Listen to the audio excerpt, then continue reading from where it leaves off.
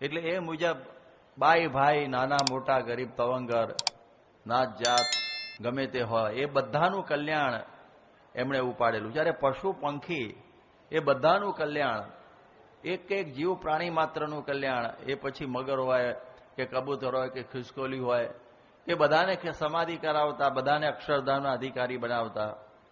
એટલે એ પ્રમાણે શ્રીજી મહારાજે આ કુશળ કુંવરબાઈનો પ્રેમ જોયો કે ત્યાં ધરમપુરમાં રહીને એમને જે યોગ થયો પરમ ચૈતન્યાનંદ સ્વામીનો, એમની સાધુતા જોઈને, મર્યાદામાં રહીને એમની કથા વાર્તાઓ સાંભળી, મુક્તાનંદ સ્વામી અને ગુણાતીતાનંદ સ્વામીની કથા વાર્તા સાંભળી અને મહારાજના વિશે વિશેષ ને વિશેષ પ્રેમ વધતો ગયો, નિષ્ઠા બંધાતી ગઈ સર્વોપરીપણાની, અને એ રીતે આનંદ અને હરખ વધતો ગયો. અને એમને એમ થયું કે મારા સમગ્ર રાજ્યની ધરતી પાવન થાય અને મહારાજને, મારા સમગ્ર પ્રજાજનોને દર્શન થાય, એટલે એમને અહીં તેડાવું. નહીં તો એ પોતે જઈ શકે એમ હતા, પણ મહારાજને અહીં તેડાવું, આવતા જતાનો બધો ખર્ચ હું આપું, એવા ભાવનાથી મહારાજને પત્રો લખતા. અને મહારાજે જોયું કે બાઈનો પ્રેમ બહુ છે અને ગયા વગર ચાલશે જ નહીં, એટલે પ્રેમ એમને ખેંચે છે. ગઈકાલે આપણે બધી વાતો સાંભળી કે શબરીનો પ્રેમ રામને ખેંચી લાવ્યો. આપ જુઓ કે પછી કાકાભાઈનો પ્રેમ રોજકા સુધી લઈ આવ્યો મહારાજને, સર જોન માલ્કમનો પ્રેમ ઠેઠ રાજકોટ સુધી લઈ આવ્યો, અને નર્મદાબેનનો પ્રેમ શાસ્ત્રી મહારાજને કરાંચી સુધી લઈ ગયો. એમ આપણે જોઈએ કે એમાં પણ કોઈ દેશ વિદેશનો કોઈ મેળ નથી. એ પ્રભુને ભજે એ બધા જ ભક્ત છે, એવી આપણને આ બધા આખ્યાનો પરથી ખ્યાલ આવે છે. અને પછી મહારાજ હવે નીકળ્યા છે ધરમપુર જવા માટે, અને એક એક ગામો વટાવતા, એક એક નદીઓ પસાર કરતા શ્રીજી મહારાજ ધરમપુરની પાદરે પહોંચી ગયા. કુશળ કુંવરબાઈ એમના ભત્રીજી જીતબા માંદા હતા, ત્યાં ગયેલા, પણ મારતી સાંઢણીએ એ પણ આવી પહોંચ્યા અને તોપો ફોડાવીને ખૂબ સન્માન કર્યું.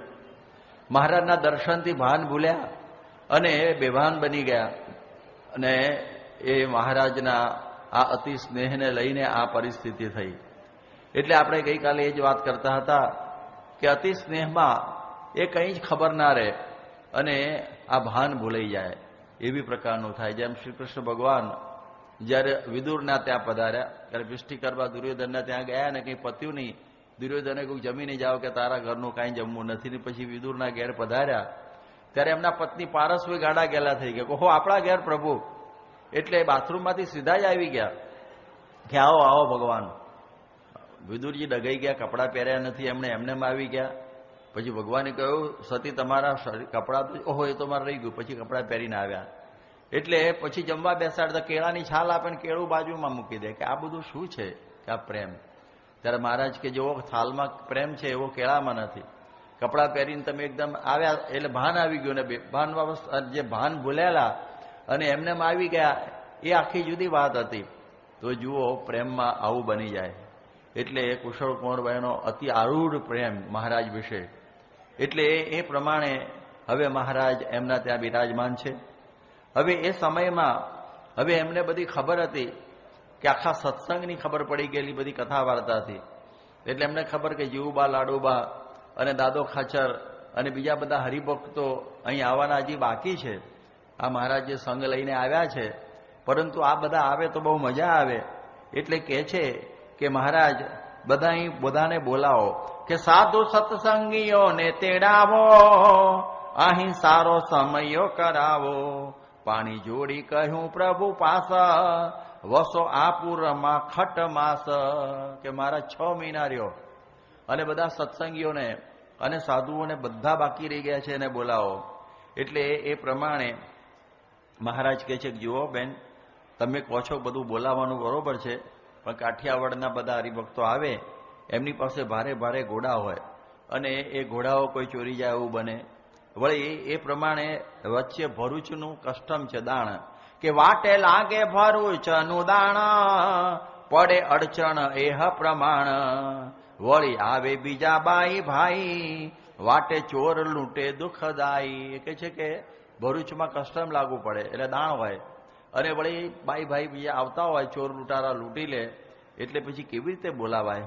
ત્યારે પછી કુશળ કુંવરબા કહે છે કે મારે તમે ચિંતા ન કરો, ભરૂચનું દાણ કહેતા કસ્ટમ જકાત એ અમે માફ કરાવી દઈશું અને 10-10 માઇલ ઉપર ચોકી મૂકી દઈશું. અમારા કામઠીવાળા બધા હાજર રહી જશે, એટલે કોઈ ચોર લૂંટારો એમને લૂંટી શકશે નહીં. એટલે તમે ગમે તેમ કરીને બધાને બોલાવો. મહારાજે જોયું કે બાઈનો પ્રેમ બહુ જ છે, એટલે મહારાજ કે ભલે.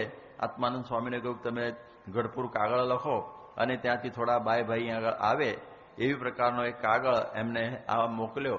એટલે હવે એ પણ બધા તૈયાર જ હતા કે હવે આપણે મહારાજે કહેલું એમને કે હું તમને બીજો પત્ર લખો ત્યારે તમે આવજો. એટલે એ પ્રમાણે આ બીજો પત્ર ગયો અને પછી એ બધા તૈયાર થઈ ગયેલા છે. અને હવે અહીં રોજ સંતોના માટે ભાતની રસોઈઓ બધી બની રહેલી છે. અને બધા સંતોને છે ને મહારાજના દર્શનનો બહુ મહિમા, કારણ કે આ બધા સંતો જાતે રસોઈ કરતા અને એ બધાને મહારાજના દર્શનનો મહિમા. અને દર્શન કરવા જાય તો મહારાજનો લાભ ના મળે, એવું થાય ને. એટલે એ બધા રસોઈ જેમ તેમ કાચી પાકી બનાવી દે અને મહારાજની પાછળ ફર્યા કરે. મહારાજ જ્યાં બેઠા હોય ત્યાં બેસે, જ્યાં જતા હોય ત્યાં પાછળ જાય. એવો બધો મહારાજ વિશે બધા સંતોને પણ ઘણો સ્નેહ. એટલે સંત દર્શન લો લોભ સાંધી, જમે કાચું પાકું અન્ન રાંધી. હવે એ ગમે તેમ રાંધીને પણ એ આ લાભ લે. તો જો જે સમાગમમાં આવ્યા હોય ને એને આ હોય વૃત્તિ, એને ભોજન પ્રત્યે વૃત્તિ ના હોય. એને એમ થાય કે કેવી રીતે સત્સંગનો વિશેષ લાભ આપણે લેવો. જેમ રઘુવીરજી મહારાજને ગુણાતીતાનંદ સ્વામીએ કહ્યું કે તમારા અંતરની બધી ગાંઠો ગાળવી હોય. કારણ કે એ પત્ની એમના ધામમાં ગયેલા પછી ગુણાતીતાનંદ સ્વામીને પૂછ્યું કે મારે બીજું ઘર કરવું કે ના, હવે જરૂર નથી, પણ તમે ત્યાં આવો જુનાગઢ અને તમારી બધી ગાંઠો અમે ગાળીશું, તીર્થવાસી થઈને આવજો. અને એ ત્યાં ગયા અને ખપ બહુ એવો. હવે એ સમયમાં આ બધા સરજુપારી બ્રાહ્મણો એ આજની તારીખે બધા સ્વયં પાકી હોય, એટલે શ્રીજી મહારાજ અને એમનું બધું કુટુંબ પણ સ્વયં પાકી હોય. એટલે એ રીતે એમને ગુણાતીતાનંદ સ્વામી બધી રસોઈ સીધું પાકું મોકલે, લાડુ ડાળવા શાક બધાનું. એટલે એમને થયું કે આ કડા કુટુંબ હું હવારે કરવા બેહું તો સવારની કથા તો બધી જતી રહે, સીધું 12 વાગે ભોજન જ આવી જાય, તો હું આવ્યો શું કામનો. એટલે એ શું કરે, એ બધું રવા દે અને ખીચડી છે ને એક મૂકી દે સગડી ઉપર તાપથી અમુક પાકાને, અને અંદર એક રીંગણું મૂકી દે, અંદર એક રીંગણું પણ ભેગું મૂકી દે. એટલે પછી એક ખીચડીની સાથે રીંગણું પણ ચડી જાય અને પછી ધીમે તાપે ચાલતું હોય. અને પછી એ આ પ્રમાણે ગુણાતીતાનંદ સ્વામીનો સમાગમ કરે બરોબર. અને પછી આ બધા પૂરો થઈ જાય ને આરતી થઈ જાય પછી આવે અને ખીચડી ચડી ગઈ હોય, રીંગણું ચોળી લે અને પછી ઠાકોરજીને ધરાવીને જમી લે. હવે આવી રીતે સત્સંગ કરતા. અને આપણે તો બધા શું હોય કે ઘણા હરિભક્તોને પૂછીએ ને તો સમાગમમાં આવે ને તો સભામાં તો બેઠા જ ના હોય, રસોડાની આજુબાજુ ગોળ ગોળ ફરતા હોય. કેટલી વાર છે, એટલે કેટલી વાર છે, એવી પ્રકારનું. અને અમુક તો ચાલુ સભાએ તો તમે લોકો પંગત શરૂ કરી દો 10 વાગ્યાથી, તો બધા ભોજન 2-3 પંગતો નીકળી ગઈ હોય એમ. એટલે એને બીજું કશું હોય જ નહીં ભોજન સિવાય. એટલે એવું બધું થતું હોય. એટલે રઘુવીરજી મહારાજ આવી રીતે જમતા. એટલે બધા આચાર્યની ખીચડી કહેવાતી. હવે અત્યારે સ્વામિનારાયણ ખીચડી કહેવાય છે. એ વખત યાદ રાખજો ખીચડી ને રીંગણું 2 હતું. અત્યારે તો કેટલું જ બધું ચડી ગયું અંદર બધું સ્વામિનારાયણની ખીચડીમાં મારા બાપ. એટલે બધું પણ સારું, વાંધો નહીં જે હોય. પણ કહેવાનો અર્થ એ છે કે આ રીતે રઘુવીરજી મહારાજ ગુણાતીતાનંદ સ્વામીનો સમાગમ આવા ખપથી કરતા. તો અહીં સંતો પણ આવા ખપથી મહારાજનો સમાગમ કરતા. એમાં શું થયું કે તેથી માંદા પડ્યા સંત ત્યારે, જાણી વાત તે બાઈએ જ્યારે. પછી તો બધા માંદા પડ્યા, કાચું પાકું ખાય. એટલે બાઈ કહી જુઓ અમારા દેશનું પાણી આવું છે અને આ સંતો આવી રીતે માંદા પડી જાય છે, માટે હવે રસોઈયા મોકલી દઈએ.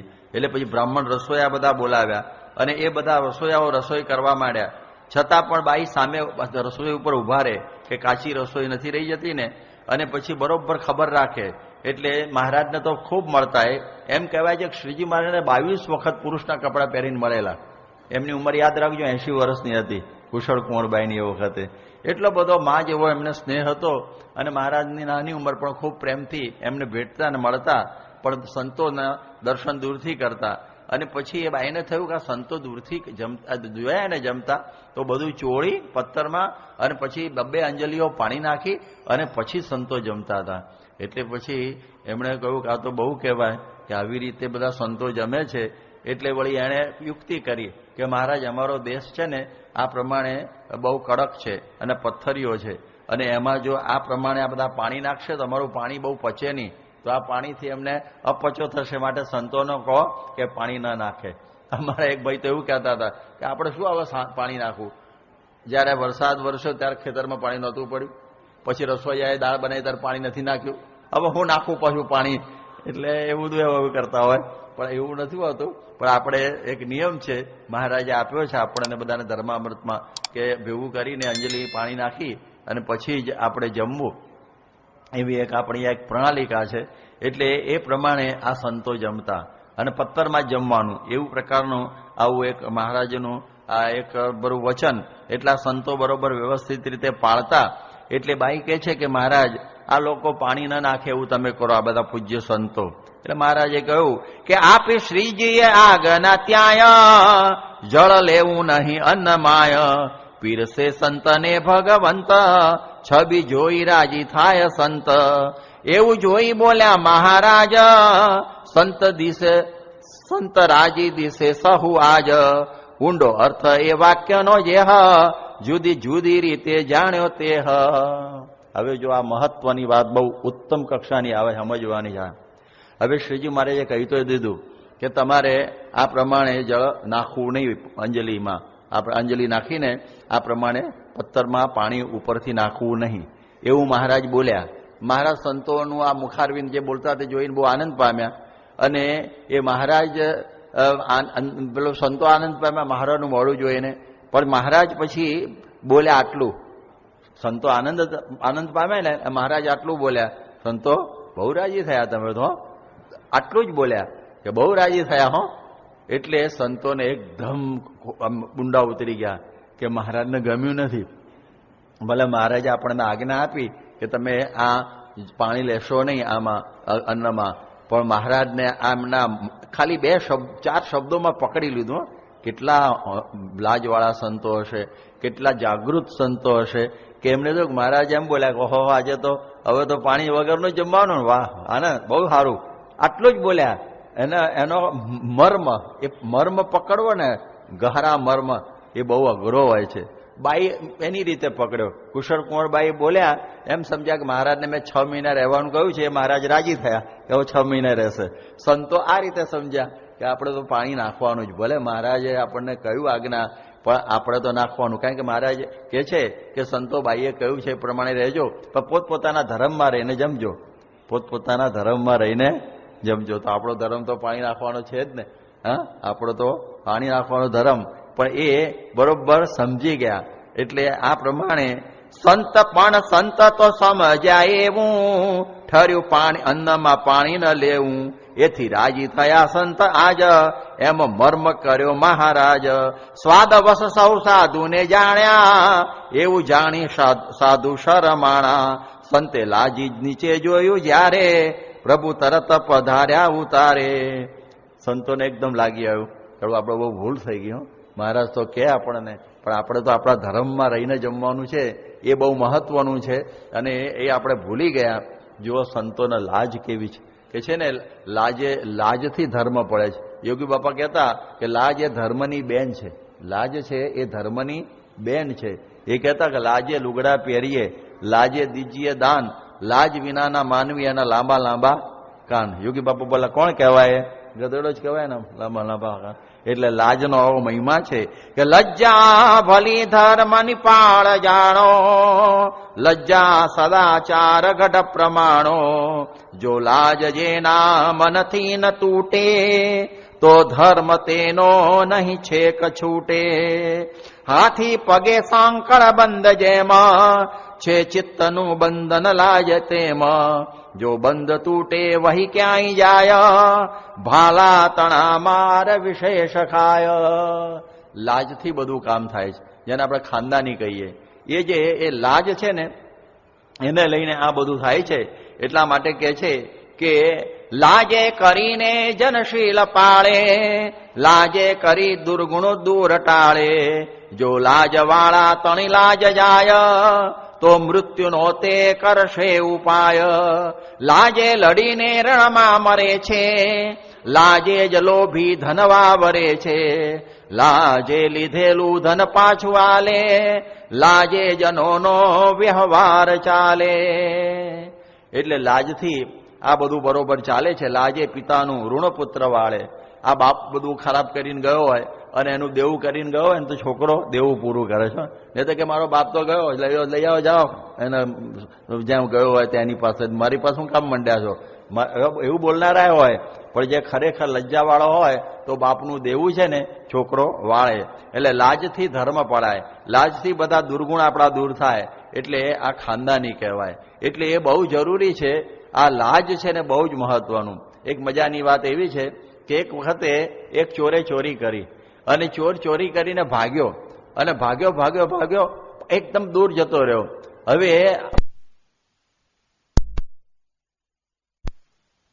એને થયું કે હવે તો મારું મોત નક્કી આવ્યું. અને પછી હવે મારે ક્યાં ભાગવું? તો એક વખત કંઈક આવું કંઈક સુનામી થયું હશે કે આતંક થયો હશે અથવા કંઈક આ પ્રમાણે ધરતીકંપ, તો ઘણા બધા મળદા પડેલા. તે મળદાની ભેગો જઈને સૂઈ ગયો, મળદાની ભેગો. એટલે બોલા પગેરું થતું ત્યાં આવ્યું અને કે ભાઈ હવે આ મળદાનો ઢગલો છે એની આગળ પગેરું જતું નથી, પણ આટલામાં એ હોવો જોઈએ. એટલે કે ભાઈ આ તો મળદા છે, આમાં શું જોવાનું અહીં? કે ના પેલો પગેરું અહીં અટકે છે અને આ મળદામાં હોવો જોઈએ. તો મળદાને કેવી રીતે ખબર પડી? કે તમે ભાલો લઈને મળદાને આમ કરો, પેલો મળદું તો ઊભું થાય નહીં, પણ જે પેલો હશે ચોર અપ કરતો ઊભો થઈ જાય, ભાલો વાગશે તો. હા કે બરોબર. એટલે એ ભાલો લઈ અને પેલો માણસ એક તૈયાર થયો પોલીસ. તો પેલા બે મળદા વચ્ચે હોઈ ગયેલો. હવે સાંભળજો, તો વાર્તા છે. પેલા મળદા બોલ્યા કે અલે એ તો મળદા બોલવા માંડે કે તું અમારી વચ્ચે સૂતો છે, યાદ રાખજે. અને લોકોને બધાને ખબર છે આખી દુનિયાને કે મળદાને કાપો કે લાત મારો કે હળગાવો, પણ મળદું હલે નહીં, બોલે નહીં, બરોબર ને? હવે તું જો હલીશ ને તો મળદું જાણે અમારી ભેગો હૂતો છે, અને જો આ ભાલોડું વાગે ને તો ઊભો થઈશ ને તો લોકો એમ કહેશે યાર મળદાનો વિશ્વાસ કરવા જેવો નથી, માટે અમારી લાજ રાખજે લ્યા. બોલો કે પારે. અને પછી એને ભાડું વાગ્યું અને તોય બોલ્યો નહીં. એટલે પેલા પોલીસો કે ભાઈ નથી આ મળદામાં પગે, કે ભાઈ આમાં જ છે, બીજી કોઈ જગ્યાએ હોય જ નહીં, કાંઈ પગેરું આગળ જતું નથી. હવે શું કરવું?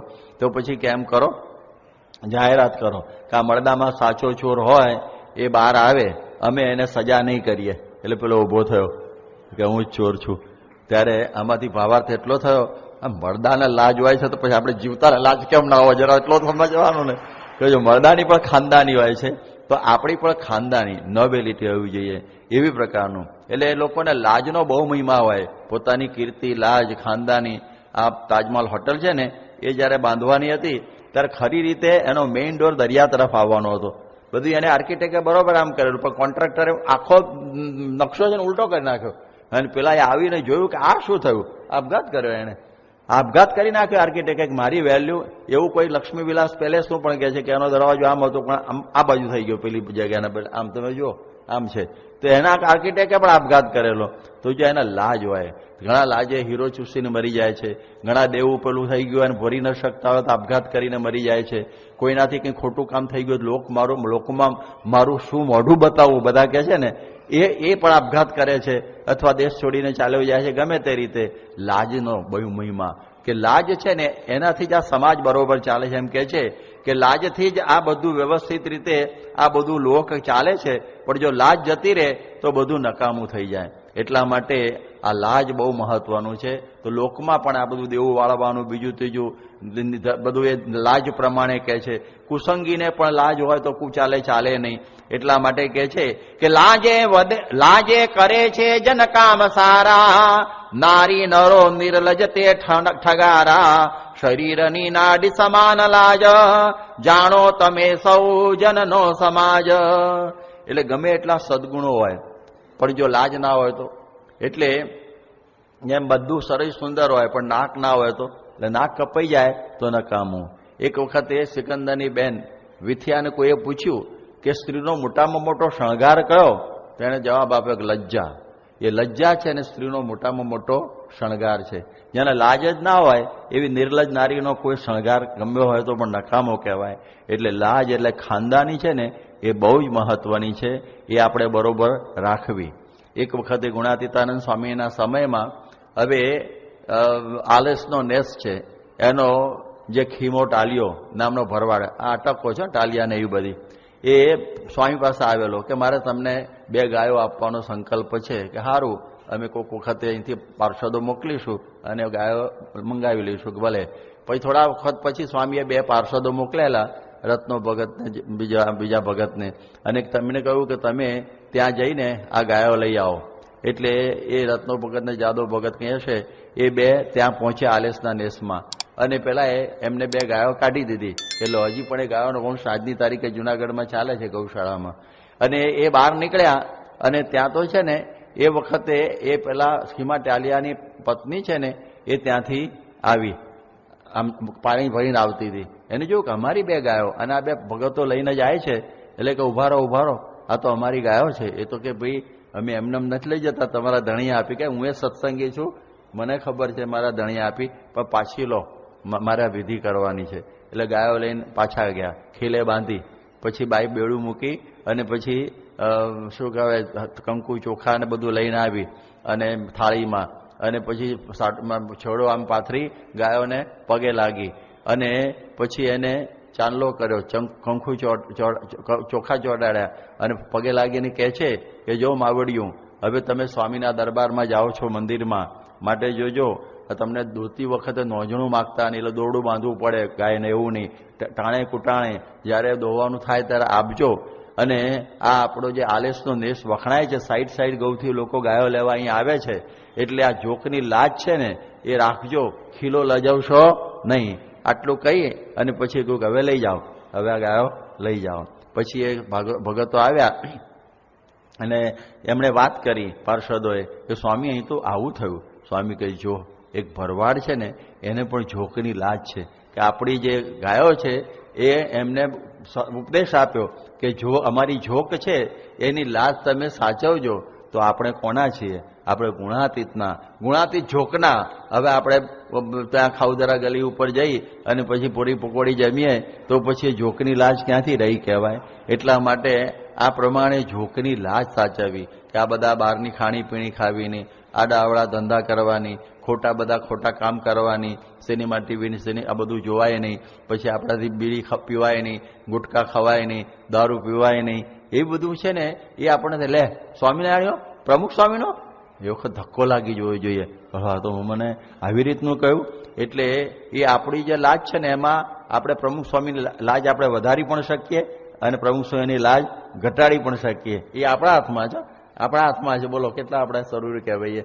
એટલા માટે પેલા પ્રમુખ સ્વામીને થઈને આવું કર્યું, આવા ચોરીના ધંધા કરે છે, આવા લોકોને બનાવવાના ધંધા કરે છે, તો એ પણ સમજવાનું કે આપણે કોઈને આગુ પાછું ના કરીએ, કોઈના પૈસા ઉચાપત ના કરીએ, અને તિલક ચાલો કરીને પછી કરીએ તો હદ થઈ ગઈ કહેવાય ને.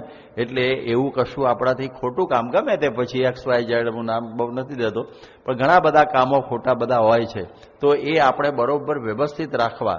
એટલે આ પ્રમાણે આ સ્વામિનારાયણનો હોય એટલે એમાં કંઈ જોવાનું જ ના હોય, એવી પ્રકારની આપણી એક આબરૂ છે. એક વખતે દાંતીવાડા કોલેજમાં એક આપણા વાઇસ ચાન્સેલર પાર્થ સારથી, એમને એક નાણાં ખાતું હતું ને બધા છોકરાઓમાંથી એકને આપવું હતું એ સંભાળે એવું. એટલે પછી એક છોકરો સુરેન્દ્રનગર બાજુનો હતો, તિલક ચાંદલો જોયો અને કહ્યું કે લા એ તું સ્વામિનારાયણ ક્યાં, પણ એમાં કયા પક્ષનો? કે પ્રમુખ સ્વામીનો. તો કે બરોબર, હવે તું બધું સંભાળજે, કારણ કે પ્રમુખ સ્વામીનો આવે ને એ કોઈ દર આગુ પાછું કરે જ નહીં. આ આપણી લાજ. અને પછી આપણે કરીએ તો શું થાય એ બરોબર સમજવાનું ને. એક વખતે આપણા જે સુશીલકુમાર મુનિ આચાર્ય શ્રી જૈનોના બહુ આગળ પડતા, અને એ જ્યારે ત્યાં બર્લિનમાં ગયેલા, એ છે ને એ મુનિ ક્રાંતિકારી હતા, એરોપ્લેનમાં બેસતા ને બધું કરતા. ભલે એમના ફિરકાવાળા એમને જરા જુદા સમજે, પણ એમનો પણ એક મોટો સમાજ એમનો હતો, અને સ્વામી વિશે બહુ ગુણભાવ. એટલે એ વખતે સ્વામી એની સાથે પરિચય નહોતો થયો, પણ એક નામ ખબર હતી. એટલે એ વખતે એમને પેલો પ્રકાશ પટેલ મળી ગયો, અને એને પૂછ્યું તિલક ચાંદલો કે તું સ્વામિનારાયણ આ હોટલ આ એરોપ્લેનમાં તું કંઈ ખાધું નહીં પીધું નહીં? કે હું તો પ્રમુખ સ્વામીનો શિષ્ય છું, એટલે મારા આમાં તો બધું જે તે હોય એટલે મારાથી ખવાય નહીં, એટલે હું લેતો નથી. ત્યારે કે વાહ, પ્રમુખ સ્વામીના શિષ્યોમાં કંઈ જોવાપણું હોય જ નહીં. તો જુઓ આપણી એક ઇન્ટરનેશનલ આબરૂ છે. ગમે ત્યાં જાય પણ કોઈ પણ જગ્યાએ પ્રમુખ સ્વામીનું નામ પડે ને એટલે બધાને, ઘણા બધાને નોકરી રાખતા પણ પાછા નથી પડતા કે આ છોકરાને નોકરી આપી દો. તિલક ચાંદલો કરીને જાઓ ને તો એની એક પણ અસર હોય છે કે પછી તમને એમ થાય કે આ છોકરો પ્રામાણિક જ હોય, સ્વામિનારાયણનો છે, એટલે એને કોઈ એડમિશન હોય તો તરત જ કોલેજોમાં મળી જાય છે. પરદેશમાં પણ એવું અમે જાણ્યું. નોકરીઓ પણ બરોબર મળી જાય છે, કારણ કે એમને એમ થાય છે કે આ ધાર્મિક માણસ છે અને સ્વામીના નામથી હોય છે. તો ઘણા બધા કહે છે કે અમને તો કોઈ દિવસ કલ્પના નથી કે મને કંઈ આમાં મળશે નોકરી કે આવું બધું, પણ આને સ્વામીનું નામ દીધું એટલે લોકો સ્વામી વિશે જ એક પ્રશ્ન પૂછવા માંડ્યા. તો આપણી જવાબદારી એમાં વધે છે. મારું કહેવાનો મતલબ એ જવાબદારી વધી જાય છે. જ્યારે આપણે સ્વામી માટે આટલું બધું ગુડવિલ કહે છે અંગ્રેજીમાં, એ જ્યારે આટલું બધું વધેલું છે તો એની સાથે આપણી જવાબદારી પણ વધે છે. અમારી પણ ભૂલો તો થાય છે, અમારી પણ અમે પણ જાણપણું રાખવું પડે કે આપણાથી કંઈ આગું પાછું ન થાય. એટલા માટે આ જે લાજ કે જેને ઝોકની લાજ, કે આપણે ગુણાતીત ઝોકના છીએ, આપણે ગુણાતીત ઝોકના એટલે બરોબર નિયમ ધર્મમાં બરોબર કડી ધડ વર્તવાનું. પૂજા પાઠ, તિલક, ચાંદલો, ધર્માદો, સભા એ બધું તો બરોબર છે નિયમસર, પણ કંઈ આડોઅવળો પગ ન પડી જાય એ બરોબર આવું થવું જોઈએ. જેમ તમે જુઓ જોગીદાસ ખુમાણ, એને પણ ખાલી એક સ્ત્રી સામું જોઈ ગયું અને એને એમ થયું કે આ પ્રમાણે હું જોગીનો દાસ કહેવાઉં અને મને કોઈ સ્ત્રી સામે જોયું, આંખમાં મરચા ભર્યા, એની લાજ, આંખમાં એણે મરચા ભર્યા. એ કેમ હશે? નામની લાજ, હું જોગીનો દાસ, તો એટલું બધું કેવું હશે? એવા તો કેટલા બધા તમે જુઓ દાખલાઓ પરોક્ષમાં પણ છે કે લાજ માટે માણસો મરવાનું કરી દે. આપણી ખાનદાની તો જેમ બધા તમારા બાજુ પણ બધા છે ને અમુક ખાનદાનીઓ હોય છે, તો હવે બીજી બધી ખાનદાની બરોબર, 6 ગામના 12 ગામને બધું બ્રાહ્મણના વાણિયાને તો બધું બરોબર છે, દરબારને બધું, પણ મોટામાં મોટી ખાનદાની આપણે સત્સંગી છીએ, એનાથી કોઈ મોટી ખાનદાની નથી. એ ગમે તે નાતનો હોય, ગમે તે જાતનો હોય, કે સત્સંગી તો તેને કહીએ ગયા છે ને કે આપણે સત્સંગી છીએ, એ ખાનદાની સૌથી મોટામાં મોટી છે. અને એનો મહિમા આજે વિશ્વભરમાં આજે એ સમાજનો છે. આખી દુનિયામાં અમે ફરીએ છીએ તો બધાને કહો હો તમે પ્રમુખ સ્વામીના, એટલે એને એકદમ ભાવ થઈ જાય, એને એકદમ આશ્ચર્ય થઈ જાય. આપણા છોકરાઓને બધા કોઈને ઓળખાણ આપતા હોય કે અમે પ્રમુખ સ્વામીને માનીએ છીએ, આ પ્રમાણે અમારા ગુરુ છે, અમે સ્વામિનારાયણના. તો અહીંયા આગળ પણ આ સંતોને એમ થયું કે મળું આપણે આ ભૂલ કરી કે આપણે આ પ્રમાણે પાણી નાખવાનું કહ્યું અને આપણે નહીં નાખવાનું કહ્યું અને આપણાને રાજી જોઈને મહારાજે મર્મ કર્યો. ત્યારે આ ધર્મ નિયમ, ધર્મ છે એ લાજથી જ પડે છે, બાકી ધર્મ કોઈ પાળે નહીં. એટલે આપણા ત્યાં સાધુઓનું આ જમવાનું આ એક પદ્ધતિ છે કે હંમેશા પથ્થરમાં જમવું, ભેવું કરીને પાણી નાખીને જમવું. આ સ્વામિનારાયણ સંપ્રદાયની આ પ્રણાલિકા છે. શાસ્ત્રીમાના સમય ગુણાતીતાનંદ સ્વામીની થોડી વાતો કરી દો તો ખબર પડે કે ગુણાતીતાનંદ સ્વામી એ પોતે પધારેલા અમદાવાદમાં અને ખૂબ કથા વાર્તા ત્યાં અયોધ્યા પ્રસાદજી મહારાજને કરી. પુરુષોત્તમપણાની બહુ વાતો કરી શ્રીજી મહારાજના, એટલે બહુ રાજી થઈ ગયા અને કહ્યું કે આજે અમારે ત્યાં હવેલીમાં જમવા પધારજો. એટલે કે ભલે. અને પછી હવેલીમાં જમવા પધારે તો ચાંદીનો ટાટ કહે છે, ટાટ એટલે થાળ, ચાંદીનો થાળ ધર્યો અને એ સ્વામીને વાટકા અને બધું પાલા અને બધું ચાંદીનું, અને સ્વામીને કહ્યું કે લ્યો આમાં જમો.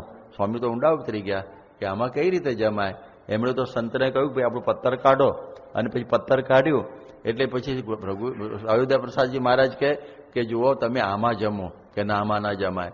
એ કે જુઓ મહારાજ વખતે અમારો વ્યવહાર દુર્બળ હતો એટલે અમે કંઈ સેવા નહોતી કરી શકતા સંતોની, હવે સારો થયો છે માટે આ તમે છે ને આમાં જમો. એટલે સ્વામી કે આમાં ના જમાય, મહારાજની આજ્ઞા નથી, અમારે તો આ. પછી એમણે કહ્યું જો સ્વામી તમે તો પથ્થરમાં જમો કે પછી ચાંદીમાં જમો, તમારા માટે બે ધૂળનું છે ને, ચાંદી એ ધૂળની છે ને આ લાકડાનું પથ્થર ધૂળનું છે.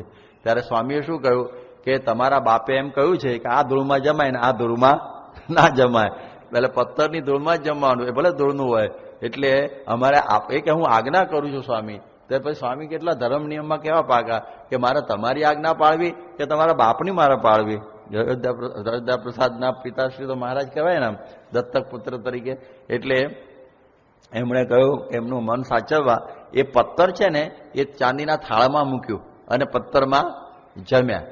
ચાંદીના થાળમાં પથ્થર મૂક્યું એટલે બે હચવાયું, એમનું મન ભાઈ આવી ગયું એમ, પણ જરા પણ બાંધછોડ કરી નહીં. એવી પ્રકારે સ્વામી આ બરોબર જમતા. એ બાજરાનો રોટલો અને ખાટી છાશ મીઠું નાખી અને ખુરમો કરીને જમતા. તો એવી સ્વામીની આ પદ્ધતિ હતી કે કોઈ વખતે એક જ વખત પથ્થર પડાવવાનું, ફરી જમવાનું નહીં. એવી પ્રકારનું સ્વામીનું જીવન હતું. શાસ્ત્રી મહારાજના વખતમાં પણ તમે જુઓ કે શાસ્ત્રીજી મહારાજ પણ હંમેશા પથ્થરમાં જમતા ને એવું કરતા. એક વખત ચંપકભાઈ બેન્કરના ત્યાં જમવાનું હતું અમદાવાદમાં, બાજુમાં નિર્ગુણદાસ સ્વામી જમતા હતા અને એક વખતે નિર્ગુણ સ્વામીને કઢી બહુ ભાવે, કઢીનો બહુ સ્પેશિયાલિસ્ટ હતા, બહુ ભાવે એમને. એટલે સહેજે શેઠને સારું લાગે ને એમના ભાવે બે ભેગું હતું કે શેઠ કઢી બહુ સારી છે. એટલે શાસ્ત્રીમાં જ બાજુમાં જ બેઠા હતા એટલે એમની પાસે પથ્થર પેલું તુંબડું હતું પાણીનું, અડધું તુંબડું એમણે પથ્થરમાં રેડી દીધું કે હારી કેમ લાગી તને, અંદર પાણી નહીં નાખ્યું એટલે જ લાગી હશે ને, લે પાણી ધમધમાઈ દીધું અડધું પથ્થર. એટલે આવી પ્રકારે ખટકો પોતે તો રાખે, બીજા પાસે પણ રખાવે. ત્યારે આવી પ્રકારે આપણા સંતો આ પથ્થરમાં જમવું, ભેવું કરીને જમવું, પાણી નાખીને જમવું એવું કરતા. વિજ્ઞાનદાસ સ્વામી પણ આ જ પ્રકારે જમતા. એટલે કોઈ છે ને એમની બાજુમાં બેહે નહીં, ગોબરા જેવું લાગે, શું ખાય છે એવું થઈ જાય. એટલે એ દ્રષ્ટિથી સ્વામીનો બહુ જ આગ્રહ હતો, શાસ્ત્રી મહારાજનો બધાનો, કે આવી રીતે જમવું. એક સંતે તો એવું કરેલું કે બધાને ભેવું કરીને પાણી નાખવું પડે, એટલે એને બધું શું કર્યું, પહેલું જોઈને બધું જુદી જુદી રસોઈથી મોટું તપેલું લઈને બધી ભેગી કરી અને અંદર 2 કમંડળ પાણી નાખીને પીરસે, એટલે કે પછી ચિંતા જ નહીં, બધા ખાય. શાસ્ત્રી મહારાજ આવી રીતે ગુરમ થઈ જશે. પણ કહેવાનો અર્થ એવો કે બધા સંતો આવા ખટકાવાળા હતા. યોગીજી મહારાજના સમયમાં પણ અમને યાદ છે કે યોગી બાપા એક વખતે 1968માં મુંબઈમાં હતા અને પાર્લામાં ભટ્ટેસાના ત્યાં કુમકુમ એપાર્ટમેન્ટમાં હતા. અને એ વખત બપોરનો જમવાનો સમય હતો અને 2 સંતો દાદર મંદિરથી પણ સાથે હતા. અમે લોકો હતા, અમારા પથ્થર હતા એટલે અમે તો જમવા બેઠા સ્વામી સાથે. પેલા બેની પાસે પથ્થર નહીં, એટલે પેલા ભટ્ટેસા કે વાટકા મને એવું જમેલો. યોગી બાપાને ખબર પડી કે વાત જ નહીં, દાદર જઈને જમજો 2 વાગે, પણ નહીં ના જમવા દીધા. બોલો, રામચરણ સ્વામીને પ્રેમ પ્રકાશ 2 હતા, અમારા નામ સાથે યાદ છે. સ્વામી કહે મંદિરે જઈને જમજો, પથ્થર વગર તો જમાય જ નહીં સાધુ. એ માર્યા ઠાર. એ કે આપણી શોભા નહીં, એમાં આપણી આમ લાજ જાય, મહારાજ દખે કે. તો જુઓ યોગીજી મહારાજ કેટલો બધો ખટકો રાખતા.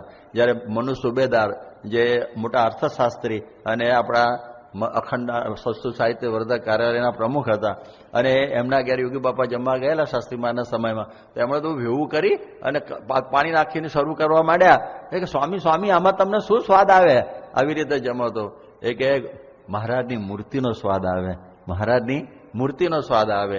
એટલે કે છે ને, વાલા તારી મૂર્તિ અતિ રસ રૂપ, રસિક જોઈને જીવે રે લોલ.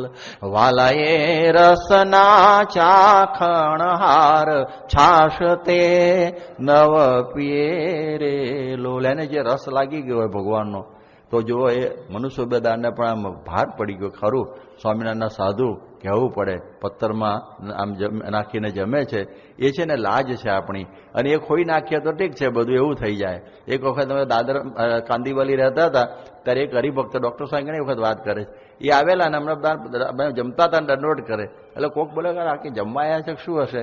પણ પછી ખબર પડી કે હું 40 વર્ષ પહેલાં જૂનો સત્સંગી, પહેલાં સંતોને પથ્થરમાં જમતા જોતો, હવે કોઈ જમતું નથી. પણ મને ખબર પડી કે અક્ષર પુરુષોત્તમના સંતો હજી પથ્થરમાં જમે છે.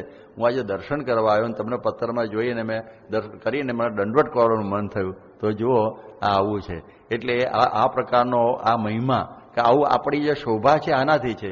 એક વખતે પ્રમુખ સ્વામી મહારાજ 1974માં કે ક્લિવલેન્ડમાં હતા, અને રોકી રિવરમાં અમારો દિનુભાઈના ત્યાં ઉતારો હતો. અને પછી અમે ફદરામી કરતાં કરતાં યુક્લિડમાં ગુણવંત ચૌહાણ આગળ જમવાનું હતું. એટલે એ અમે ત્યાં પહોંચ્યા 12 વાગે, અને ત્યાં ખબર પડી કે પથ્થર તો ઉતારે રહી ગયા. ઓ બાપા, હવે ઉતારે એટલે વચ્ચે ત્યાં જતા 1.5 કલાક ક્લિવલેન્ડ વિંધીને જવાનું, 12 વાગે લંચ ટાઈમ, અને 1.5 કલાક આવતા થાય. હવે દાખ્યું બાપા એક મોટા તગારા જેવું હોય એમાં જમી લો ને, ભેગું આપણે ભેગું જ કરવાનું છે ને, બીજું શું છે, આમ એવી રીતે કરો થાળીમાં ભેગું કરીને, પથ્થરની શું જરૂર? તો સ્વામી કે ના, પથ્થર આવે પછી જમવું. 3 વાગે પથ્થર આવ્યા, અને અમારા તો લેવા દેવા વગર નહીં, ભાઈ આ પથ્થર બે ગઈ એવી થઈ, આ પ્રમાણેનું થયું. એટલે આવી પ્રકારની પરિસ્થિતિ નિર્ણય થયેલી. એક વખત બીજો સરસ પ્રસંગ થયેલો કે પ્રમુખ સ્વામી મહારાજ 1995માં પ્રતિષ્ઠા કરવા માટે લંડનમાં પધારેલા, મંદિરની, સાંભળજો. અને એ વખતે મહેશભાઈ કલરમાને ત્યાં સ્વામીનો ઉતારો હતો, એટલે એરોડ્રમથી અમે ઉતર્યા. હવે તમે જુઓ, અમે મુંબઈથી નીકળેલા, એટલે આગલી રાતે કંઈ સ્વામી ખાય નહીં. એ વખતે એમને થાય એરોપ્લેનમાં જાજુ જવું પડે ને, એટલે ઓછું ખાય, એકદમ સામાન્ય લીધેલું. એટલે ભૂખ્યા ને ભૂખ્યા આખી રાતનો ઉજાગરો, પાછું ઊંઘ આવે ને એરોપ્લેનમાં સ્વામીને બહુ. એટલે એવી પરિસ્થિતિમાં થાકેલા પાકેલા અમે 8-9 વાગે આવ્યા, એરોડ્રમ ઉતર્યું. પછી અમે મોટરમાં બેઠા. પથ્થરની જોડી છે ને, અરુણ કુમાર હતા અમારે, એમની મોટરમાં ગઈ. અને કોણ જાણે એને કંઈ એડ્રેસ કેવું મળ્યું હશે, કંઈ એને જડ્યું જ નહીં પેલાનું ઘર. 2-3 કલાક સુધી પરદેશમાં એવું હોય છે, એક જો એક્ઝિટ ચૂકે તો મુઆ સમજો, ફર્યા જ કરો, એટલે એવી પરિસ્થિતિ એની નિર્માણ થઈ. આ બાજુ સ્વામીઓ તો નહીં ધોઈ લીધું, પૂજાપાઠ કરી લીધી, અને પછી ઠાકોરજીનો થાળ દરમિયાન થઈ ગયો, અને પછી સ્વામી જમવાય પાટલા ઉપર બેસી ગયા, અને પછી સ્વામી કહે હવે પત્તર લાવો. બધા આમાં માગા પાસે થાય. પત્તર તો સ્વામીનું કે અમારા પત્તર તો હતા, પણ સ્વામીનું રહી ગયેલું. એ સ્વામી કે પત્તર પત્તર, એટલે બધા સ્વામી પત્તરવાળી ગાડી હજી આવી નથી. સ્વામી કે રાહ જોઈએ આપણે, કે સ્વામી કે આમ બીજું શરૂ કરો, કે આ વાત જ નહીં. અને લગભગ અડધો પોણો કલાક થયો, લગભગ 12:30 વાગેલા. સ્વામી કે પત્તર પછી ન જ આવ્યા. સ્વામી કે કંઈ નહીં, હવે સાંજે એમ કહીને સ્વામી ઊભા થઈ ગયા એમનેમ જ, અને પછી પડી ગયા, થાકી ગયેલા એટલા. અને તકલીફ એ થઈ કે અમારા તો પત્તર હતા તો એ ના જમાયું, કારણ કે સ્વામી ના જમાયેલા આપણે કેવી રીતે જમાય, લેવા દેવા વગર પત્તર ઠોકાઈ ગયા એમ બોલાય ગુજરાતીમાં, એ થયું. એવું થયું અમારે.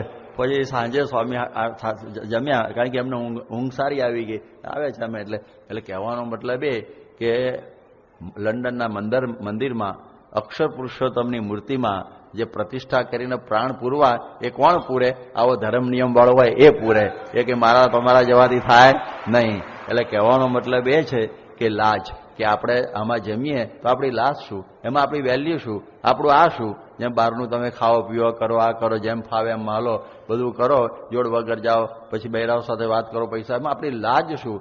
તો સ્વામી કહે છે ને, લાજ બહુ મહત્વનું છે. એટલે લાજમાં રહીને આ બધા કાર્ય કરવા. જુઓ સંતોમાં કેવી છે લાજ, એનો દાખલો દીઠો મેં આજ.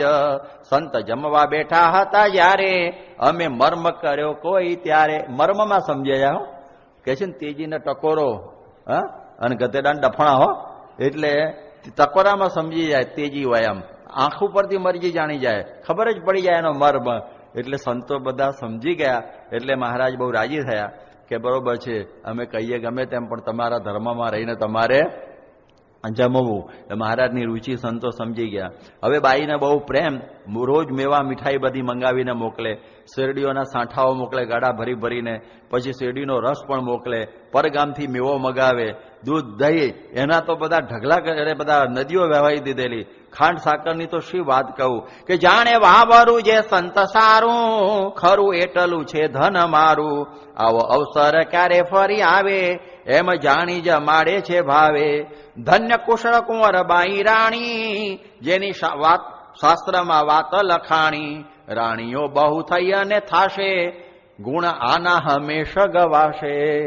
કે જુઓ, મહારાજે કહ્યું કે પાકો હરિભક્ત કોને કહેવાય? તો ધન ધામ કુટુંબ પરિવાર એ બધું ભગવાન પરાયણ કરી દે. પ્રથમ 14મું. અને કહ્યું કે જે મને આ સંતોનો સમાગમ મળ્યો છે, એ તો મને પરમ ચિંતામણી મળ્યો છે. એવી રીતે આ સંતોને જમાડવા, મહારાજને રાજી કરવા, બધું આને તો અહીં તો ચિંતામણી, પરમ ચિંતામણી બધું આરે જ હતું અહીં તો વિરમપુરમાં. એટલે બાઈએ બધું ખોલી દીધેલું, જે હોય બધું વાવરો જ વાવરો, એ બધું જ આપણે મૂકી દો. કારણ કે જયારે સુનામી આવે ત્યારે કશું કે આપણું ઘરને બધું રહે છે. ધરતી કંપ આવેલા બધું જ જતું નથી રહેતું. તો એ કાળે કરીને, કર્મે કરીને, આગે કરીને, પછી ધરતીકંપ કરીને બધું જાય છે. તો ભગવાન સંત માટે શું કામ ના રાખવું, બધું આપી દેવું. તો એવા બધા ભક્તો પણ શ્રીજી મહારાજના સમયમાં દાદા ખચર ને બધા હતા, પર્વતભાઈ, ખુલ્લો જ મૂકી દેધેલું બધું, કે બધાને મહારાજ આમ ઘી ઢોળે તો પણ રાજી થાય, કે આવા ઢોળનારા ક્યાંથી? તો આ કુશળ કુંવરબાઈને એવી વાત સમજાઈ ગયેલી કે આ બધું તો મૂકીને જવાનું છે, મહારાજ કેટલું અહીં રહેવાના, પણ જેટલું કે એમનો લાભ લેવાય એટલો લૂંટી લેવો, રાજી કરી લેવા. એટલે રાણીઓ તો દુનિયામાં ઘણી થઈ, પણ આના ગુણ હંમેશા ગવાશે. કે જ્યાં સુધી શશી સૂર્ય આઠામાં રહેશે એનું અવિચળ નામ, એના વંશમાં જન્મશે જેહ, ભાગ્યશાળી ગણાશે જ તેહ. મહેન્દ્રસિંહ, તમે એમના વંશમાં જન્મ્યા છે, ઉભા થાવ. જો આપણે વાત કરી હતી ને કે સીધા વંશમાં આવે છે, તો આમાં તો કહ્યું છે કે ખરેખર ભાગ્યશાળી એ કુશળ કુંવરબાઈનો સીધો વંશ. એમના પરદાદા જે કહે છે ને, મેં કાલે બધી વાત કરેલી, એ પછી ફરીથી એમની હાજરીની અંદર હું બધા બોલી જઉં એટલે બરોબર પાકું થઈ જાય. કેસરીસિંહ, જેનું નામ આંબાજી કહેવાતા, પછી એના ઉમેશસિંહ, પછી ભારતસિંહ ઉર્ફે કેસરીસિંહ, પછી અમીરસિંહ, ગંભીરસિંહ, અત્યારે બેઠા છે મહેન્દ્રસિંહ. તો જો આ પ્રમાણે આ એમનો વંશ છે.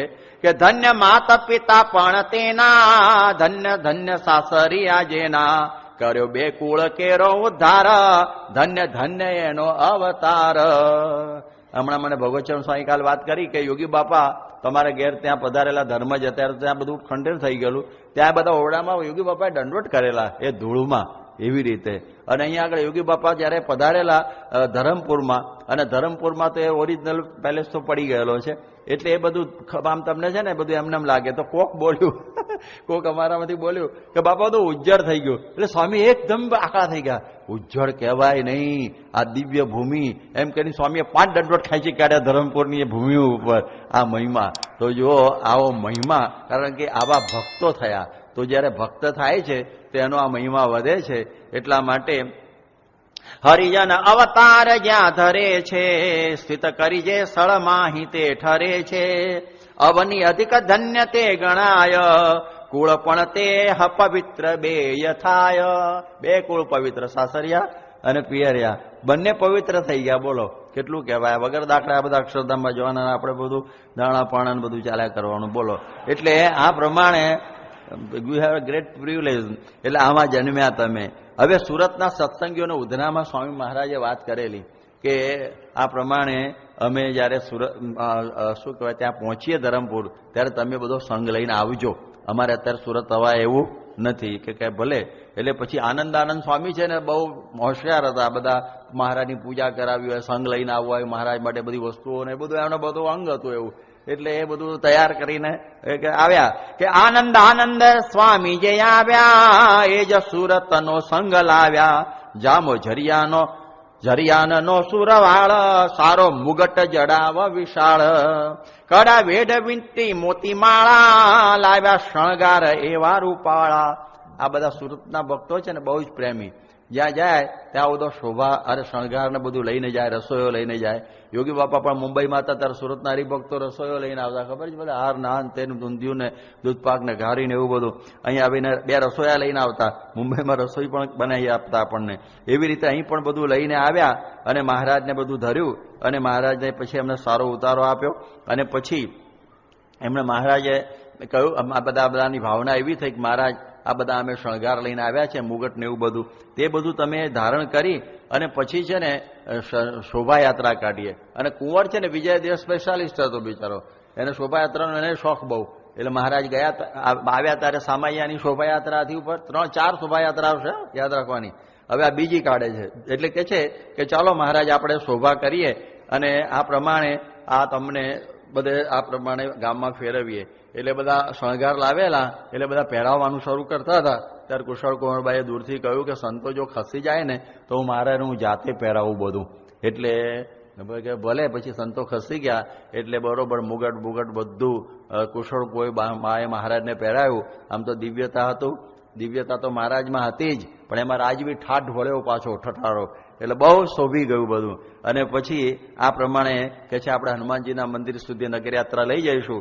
અને મહારાજને કહ્યું તમે હાથીએ બેસો. કે બેસો હાથીએ હે ભગવંતા, રથમાં બેસશે બીજા સંત, કરવા દર્શન આપ તણા, પૂરવાસીઓ ઈચ્છે છે ઘણા. કે એના માટે જ મેં તમને તેડાવ્યા છે કે દર્શન થાય. નગરયાત્રા શોભાયાત્રાથી શું થાય? બધાના દર્શન થઈ જાય અને એમનો જીવો પવિત્ર થઈ જાય. આપણે કાલ વાત કરી હતી ને પરમ દિવસે કે જે દર્શન કરે એ પણ એને સંસ્કાર થઈ જાય.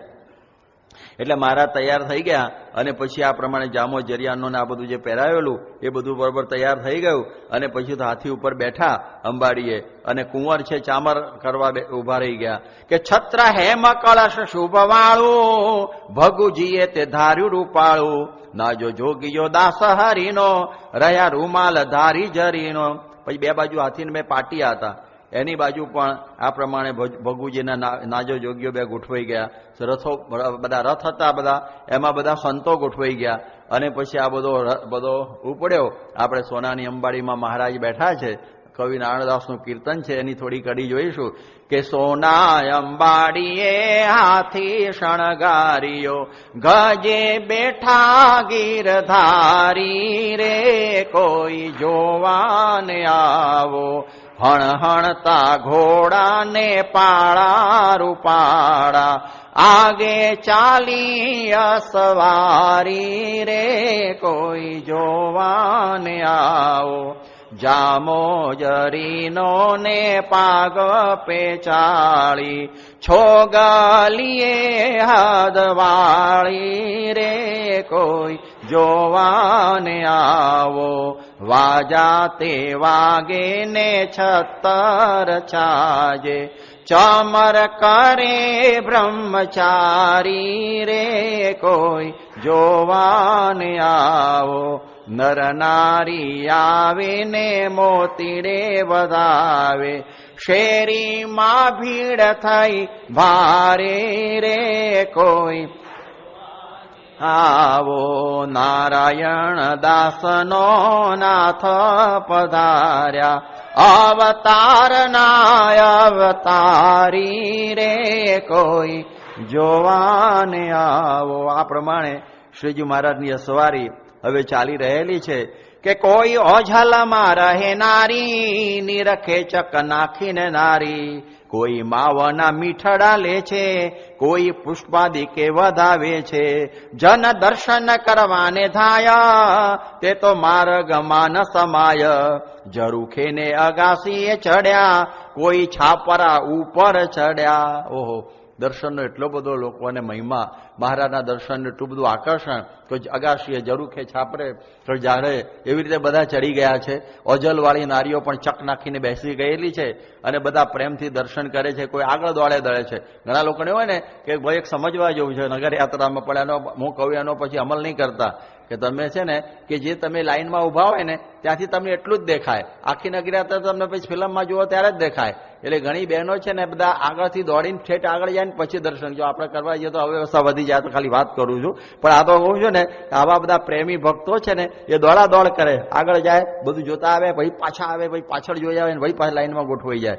પણ એવું આપણે કરવું નહીં, નગરયાત્રા ભવિષ્યમાં થાય એમાં. આ તો ખાલી આ પ્રેમ કેવો છે, આ બધો ધરમપુરની વાત છે, આપણી અહીં આણંદની નથી. એટલે એ પ્રમાણે આ બધા ભાલા ઝળકે છે, નિશાન ફરકે છે, બંદીજનો ગુણગાન ગાય છે, ચૌટા વચ્ચે અસવારી આવી ગઈ અને બધા બોલવા માંડે કે ઓહો હો, આપણા ભાગ્યનો પાર નહીં કે આપણને શ્રીજી મહારાજના આવી રીતે દર્શન થયા.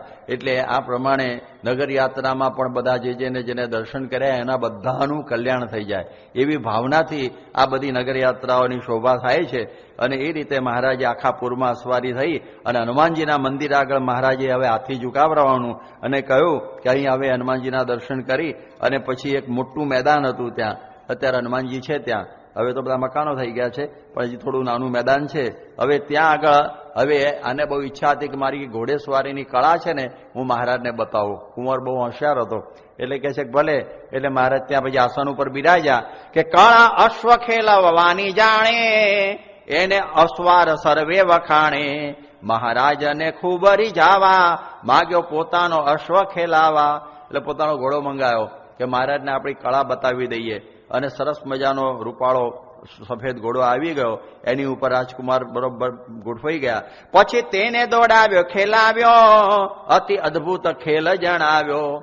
પછી એ ઘોડો બરોબર દોડાવ્યો એને અને બધું મહારાજ જોઈને બહુ ખુશ થાય કે સરસ મજાનું કરે છે. પછી શું કર્યું કે છોડી બંદૂક દોડતે ઘોડે, એને ચાલુ ઘોડામાં બંદૂક ફોડી અને નિશાન લીધું કે છોડી બંદૂક દોડતે ઘોડે, વળી દોડાવ્યા બે અશ્વ જોડે. બે ઘોડા સાથે દોડાવે, બે ઉપર બે પગ મૂક્યા, એક આના ઉપર પગ અને એક પેલા બીજા ઉપર, બે ઉપર બે પગ મૂક્યા, સાથે દોડાવતા નવ ચૂક્યા. છતાં પડે નહીં, સર્કસના ખેલ જેવું થતું હશે. તો લઈ હાથમાં તીર કમાન, પછી પાછો એક પગ આ ઘોડા ઉપર એક પગ આ ઘોડા ઉપર અને પછી હવે બંદૂકનું પૂરું થઈને તીર કામઠું લીધું કે લઈ હાથમાં તીર કમાન, દોડતે ઘોડે પાડ્યું નિશાન, મહારાજને મુજરો કીધો, વખાણીને આશીર્વાદ દીધો. પછી એને નિશાન પાડ્યું. હો, કેટલું જબર કહેવાય. એ વખત ઓલિમ્પિક શરૂ નહોતી થઈને તો આને આમાં નિશાનમાં આને ઇનામ મળી જતો વિજયદેવને. એ વખત હતું નહીં, કારણ કે 1896માં શરૂ થઈને આગળની વાત છે. એટલે કહેવાનો અર્થ એ છે કે આવી પ્રકારના આવા એને મુજરા કર્યા. મહારાજ ખૂબ રાજી થયા કે ક્ષત્રિય પુત્ર તમને ધન્ય ધન્ય છે. એટલે આ પ્રમાણે પોતાની કળા પાવન કરે. એટલે ઘણા બધા આવા ખેલ મહારાજ પાસે પણ કરતા. બધા ઘણા જુદા જુદા આવીને ગુણાતીતાનંદ સ્વામી પાસે પણ એક નટવો નાચવા માંડેલો. ત્યારે મારે કહ્યું બધા કે સ્વામી તો પૈસા માટે નાચે છે.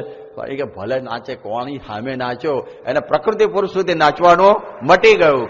તો આવી રીતે આ જે કળા કરે ને, તો કળા તો મહારાજ તો બધા કળા અવતાર છે. અને અરે હું કળાને પણ પેલા કળા અવતાર ક્યાં ભાઈ બધું ગડબડ થશે. પણ મહારાજ તો પૂર્ણ પુરુષોત્તમ નારાયણ છે, સકલ કલા કોવિદ છે.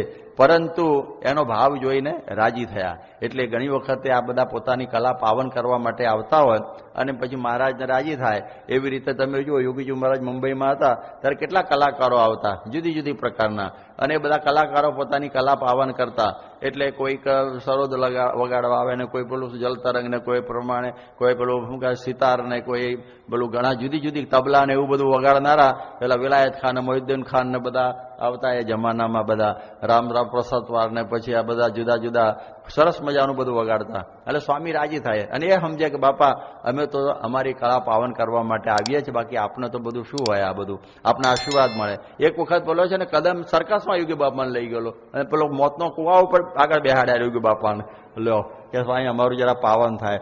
એટલે આવા બધા લોકોને ભાવના હોય, પોતાનો સાજ લાવીને બતાવે બાપાની પર હાથ મૂકો એટલે સ્વામી વળી ટૂન થોડું કરી નાખે. એટલે કહેવાનો અર્થ આ છે, આવી રીતે બધા પાવન કરતા. એવું પ્રમુખ સ્વામીના સમયમાં પણ બધા જુદા જુદા સંગીતકારો આવે છે, બધા જુદી જુદી પ્રકારના આ બધા પોતાની કળા પાવન કરવા માટે આવે. એવી રીતનું ઘણું સ્વામી પાસે પણ થતું હોય છે. કે લાલને વળી થયું કે મારી કલા પાવન કરવા સ્વામી આણંદ નગર વાલિકાના હોલમાં જોવા આવેલો. આ પાછું જાદુમાં તે પ્રમુખ સ્વામીને જાદુ જોવા લઈ ગયેલા આ નગરપાલિકા હોલમાં. એમની જે મર્યાદા હોય સ્વામીની એ પ્રકારના જાદુ થોડા બતાવ્યા અને પછી કોકે આમ કહ્યું કે જુઓ સ્વામી આજ કે લાલ તો કેવું આમ કાઢે, મોટર કાઢે, આમ કરે ને બીજું કરે, આમ પૈસા કાઢે, તમે કંઈક જાદુ કરો ને. સ્વામી આમ ખાતર્યું, ખંખેર્યું, આ મેં ખંખેર્યું, તમે આટલા બધા સાધુ નીકળ્યા, જાદુ જ છે ને બીજું શું છે બધું. એટલે આ પ્રમાણે આવી રીતના બધી સ્મૃતિ પણ આપણે એવું થયેલું ને અહીંયા આગળ આવી વાત થયેલી કંઈ. એટલે કહેવાનો મતલબ શું કે આવી કળાઓ પાવન કરવા બધા આવતા હોય એટલે બધા રાજી થયા. હવે આ બાજુ હવે ફરી પેલી વાત ઉપર જઈએ કે મારે જે પત્ર આત્માનંદ સ્વામી પાસે લખાવેલો કે મોટી બાને બધાને કહેજો, એટલે મોટી બા એટલે જીવુબા. હવે એ બધા અહીંયા આગળ આવે, લાડુવા નહોતા આવ્યા પણ મોટી દાદોય નહોતો આવ્યો, પરંતુ એ વખતે આવ્યા દુર્ગપુર થકી ધાઈ, મોટી બા મીણબાઈ, રામબાઈ, ફૈબા આદિક બાઈઓ આવ્યા, વૈશ્ય રાજુબાને સાથે લાવ્યા. આ ફૈબા એટલે સોમફોઈ એટલે દાદા ખાચરના બા એમ સમજવાનું. અને પછી મુક્તાનંદ નિત્યાનંદ સ્વામીના બધા મંડળો પણ આવવા માંડ્યા. ભટ્ટ બેચર, લક્ષ્મીરામ દેવજી, હરજીવન બધા હરિભક્તો પણ આવ્યા. અને એ બધાના મહારાજ એમને મળ્યા ત્યારે ઓહો ઘણા વખતે જાણે મળ્યા અમે, એટલો બધો એમને આંખમાંથી આંસુ બધા ગયા કે બોલ્યા ગદગદે કંઠે વચન, આવું નવ ઘટે પ્રાણ જીવન. કે તમે અમને કહો છો અમે થોડી વારમાં આવીશું, થોડા દિવસમાં, એમ કહીને વડતાલથી ગયા તે ઠેઠ ધરમપુર અમને મળવાનું થયું. એટલે આવું તમારે નિર્દયતા કરવી નહીં. અને તમારો મહારાજ શું કહે છે કે તમારી વાત સાચી છે, પણ મેં આમ કેમ કર્યું કે જો આ પ્રેમ તમારો જરૂર, થોડા દિવસ રહ્યો છું હું દૂર, પણ ભજન કરે જે મારું, તેને હું પણ પળ ન વિસારું. મિલનમાં નવ વસે મીઠડી જે મજા, અનુભવે હૃદય રાહ જોતું, સ્મરણનો સ્વાદ નહીં સ્વલ્પ સહવાસમાં, સુખ થકી સુખ થણું સ્વપ્ન મોટું. કે કવિએ ગાયું છે કે બહુ ભેગું રહેવાથી છે ને અતિ પરિચયાદ અવજ્ઞા ભવતી. એવું કે આ રોજનું જ છે ને, હવે આ રોજ આવી સ્વામી થોડું રહે સારું છે આ વખતે, પણ મહિનો 2 મહિના 4 મહિના રહે તો બહુ ખાસું રહ્યા સ્વામી. હો ક્યારે જવાનું પઠાવવાનું એવું થઈ જાય કે કામકાજ સૂજાય કે બીજું કંઈ નહીં, હવે સ્વામી જાય તો એટલે એવું થાય. એટલે આવી પ્રકારનું મનમાં થઈ જાય. પણ જે મહિમાવાળાને તો રોજ નવું લાગે. એટલે આ બહેનોને એટલું થયું કે મહારાજ એમને મૂકીને ગયા. મહારાજ કે હું ગયો પણ એટલા માટે કે તમારો પ્રેમ જોવા માટે, કે જો થોડો ઇન્ટરવલ પડે ને એમાં પ્રેમનો ખ્યાલ આવે. એટલા માટે એ થોડો ઇન્ટરવલ પણ સારો છે કે જેને લઈને આજે સ્મરણનો સ્વાદ આવે અને ફરી મિલનની ઉત્સુકતા જાગે. અને તો પછી એનું એ થઈ જાય. એટલે થોડું આમ છે ને એ ઘણું સારું છે. એ વાત અહીંયા આગળ શ્રીજી મહારાજ કહે છે. અને જે મારું ભજન કરે ને એને હું વિસારતો નથી, એને પણ હંમેશા હું યાદ કરું જ છું. પણ આ તમને થોડું મારામાં સ્મરણ વધારે થાય એટલે હું થોડો દૂર રહું છું. એટલા માટે દૂર નજીકની મજા ઓર છે. કારણ કે જે મિલન કરતા જે એની કહે છે ને મિલનની જે આતુરતા એની ઘડી બહુ મહત્વની હોય છે. એટલે એ પ્રમાણે મહારાજ એમને બધી વાત કરી અને કહે છે મહારાજ અહીં તો ત્યાં તો બધા બહુ દુઃખી થઈ ગયા છે અને બધા તમને બહુ યાદ કરે છે. મહારાજ કે અમે આવીશું, હવે બધું પૂરું થઈ જશે.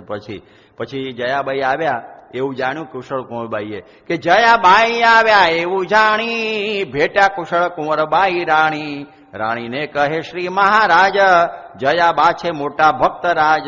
કે જો કુશળ કુંવરબા, આ જયાબા છે ને જીવુબા બહુ મોટા કથા વાર્તા કરે છે અને બહુ સારી સ્થિતિવાળા છે અને બાઈઓને સત્સંગ કરાવે છે અને તમારા માટે અમે એમને બોલાવ્યા છે. એટલે એમનો ઉતારો તમારી સાથે રાખજો, તમારા ઓરડામાં એમનો ઉતારો તમે રાખજો કે રાત દિવસ સમાગમ રાખો, એના મુખથી જ્ઞાનામૃત ચાખો, કથા વાર્તા સાંભળજો. અને પછી મુક્તાનંદ સ્વામીને પણ બધાને એ પ્રમાણે ઉતારાને એવું બધું આપ્યું. અને ધરમપુર તો હો કેવું થઈ ગયું કે જોતા ભાસે ધરમપુર કેવું, નૈમિષારણ્ય પ્રત્યક્ષ તેવું, એવા ભજન સ્મરણ તાહા થાય, વિશાળ આસામ જોતા જણાય. પછી એમ થયું કે ના બરોબર નહીં, કાં તો ધારીએ અક્ષરધામ, કે નૈમિષારણ્ય નહીં અક્ષરધામ બની ગયું, એવી શોભા બની એ હઠામાં. એટલે એવી પ્રકારે અક્ષરધામ તુલ્ય આ ધરમપુર બની ગયું. અને બધાને આનંદ આનંદ ખૂબ બધો વર્તવા માંડ્યો, કેફ બધો થવા માંડ્યો. અને હવે બીજો પ્રસંગ થયો. હવે એ પ્રસંગ એવો થયો કે મુક્તાનંદ સ્વામી અને પછી બધા જીવબાન બધાને ખબર પડી કે શ્રીજી મહારાજની તો બહુ સારામાં સારી અસવારી નીકળેલી, અસવારી કે સ્વારી જે ગણે, અને આપણે જોયા વગરના રહી ગયા.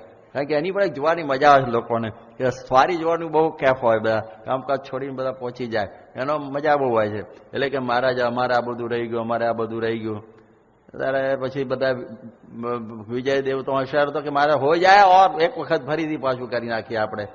એટલે આપણે ફરી જો સ્વારી કરો ને એટલે પછી આપણે બરોબર થાય. પછી કુંવરે સજી સવારી, આવી શ્રીજીને અરજ ઉચ્ચારી, બેસો અંબાડીમાં મહારાજ, ફરી એ વળી પુરમાહી આજ. એક્શન રિપ્લે ફરીથી પાછું આખું જે હતું આપણે બધું ફરીથી પાછું આ કરીએ રિપ્લે.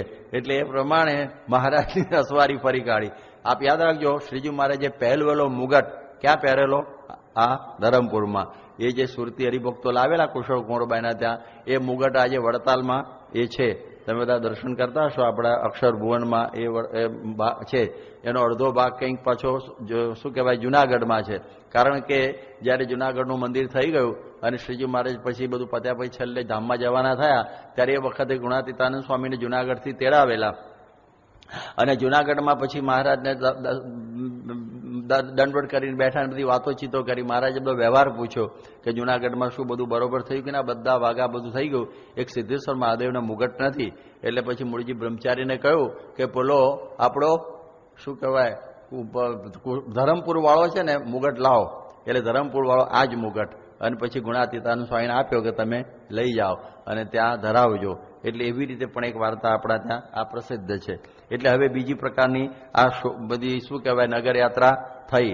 એટલે આ પણ મોટા ભગવાન છે ને બહુ દયાળુ હોય છે. નહીં તો આપણે અમારા જેવા ભાઈ થઈ ગયા નકામ ફરી બીજી વખત ક્યાં મગજમારી કરવી રાવ ને એવું આપણે બોલી જઈએ. પણ એવું નહીં. આપણે બધાને ખબર છે કે પ્રમુખ સ્વામી મારે જ્યારે લંડનમાં હતા ત્યારે લંડનમાં સુવર્ણ તુલાનો પ્રસંગ છે ને એવી રીતે ગોઠવી ગયો. પહેલાં એવું ગોઠવવાનું હતું કે સુવર્ણ તુલા પહેલી થઈ જાય અને પછી કલ્ચરલ ફેસ્ટિવલ ઓફ ઇન્ડિયા શરૂ થાય. પણ કોણે જાણે એ વખતે મેદાન મળ્યું નહીં અને ચાલુ ઉત્સવમાં જ મળ્યું. એટલે હવે નગર ચાલુ થઈ ગયેલું અને એક બાજુ પેલું લઈ જવાનું. એટલે હરિભક્તોને જે સ્વયંસેવક હોય એ જો ત્યાં આવી જાય ઉત્સવમાં તો આખું ચાલુ નગર કેવી રીતે પછી બધું સંભાળાય. એટલે સ્વામીએ 350 સ્વયંસેવકોને કહ્યું કે ભાઈ તમે બધા અહીં નગર સાચવવા રહેજો અને કોઈ ઉત્સવમાં આવતા નહીં. ઉત્સવમાં 20,000 માણસો હતા QPR સ્ટેડિયમમાં અને 350 હરિભક્તો અહીં રોકાયેલા નગર સ્વામિનારાયણ નગર સાચવવા. અને પેલા સુવર્ણ તલાવનું 2 મેદાન જુદા યાદ રાખજો. એટલે ત્યાં ગયા નહીં, જેમાં ઘણા લોકોએ કેટલું બધું મોટું સોનું મોટા પ્રમાણમાં આપેલું. યુવક મંડળના પ્રમુખ ત્યાં હતા, કેવા બધા હતા. પણ અમુક ટ્રસ્ટીઓ, નાના છોકરાઓ, ભાઈઓ બધા રોકાઈ ગયા. સ્વામી તાજભાઈ બેઠેલા પણ એમને યાદ આવે કે પેલા બધા રહી ગયા છે. અને પછી 2 દિવસ પછી ફરીથી ત્યાં આખો ઉત્સવ ટેન્ટમાં સ્વામી એમના માટે કરેલો. તો જુઓ ભક્તો વત્સલ ભગવાન છે. તો આ બધા આવ્યા હરિભક્તો પાછળથી, એમના માટે ફરીથી ઉત્સવ આ નગરયાત્રાનો કર્યો. એ મને આ વખત યાદ આવી ગયો. એટલે આ પ્રકારનું કાર્ય બહુ સુંદર થયું. અને ત્યાર પછી હવે આ બધો નગરયાત્રા નીકળી શેરીએ અને પછી તો એ બધું પૂરું થયું. અને પછી મહારાજ આવ્યા સભા મંડળ આપણા શું કહેવાય સભા મંડપમાં કે સભા સાંજે સજી ઘનશ્યામે, આવ્યા રાજકુંવર એ હઠામે, લાવ્યા નિજના ગવૈયાને સંગે, તેઓ ગાવાને લાગ્યા ઉમંગે. અને પછી તો રાજકુમાર તો બહુ હોશિયાર હતો, 18-19 વર્ષનો, એટલે એકદમ ઉત્સાહી હતો. વિજયકુમાર એટલે વિજયદેવ, એ લોકો બધા દેવ કહેવાય છે. એટલે એ સમયમાં એમને થયું કે મહારાજને હવે ફરી નગરયાત્રા બધું થયું. સાંજે સભામાં આપણા જે મુસલમાની ગવૈયાઓ છે ને એમની કળા શ્રીજી મહારાજને બતાવીએ એટલે મહારાજ ખુશ થઈ જાય. એને શું એવું ભક્તિ એને કે કળાની જ વાત આવી ને કે મારી તો બતાવી દીધી મેં ઘોડાવાળી, પણ મારા ગવૈયાઓ છે એમની પણ કળા શ્રીજી મહારાજને મારે બતાવી. એટલે એમના બધા ઉસ્તાદો હતા. બધા જો મુસલમાનો એને ઉસ્તાદ કહેવાય અને હિન્દુ ગવૈયા એને પંડિત કહેવાય કે પંડિત ઓમકારનાથજી, અને પેલી બાજુ મતલબ ઉસ્તાદ પછી આ બધા જે હોય બધા જુદા જુદા હોય છે ને, બડે ગુલામ અલી ખાન, બધું અમીરુદ્દીન ખાન, બધા. એટલે એ પ્રમાણે એ વખતના બધા હતા.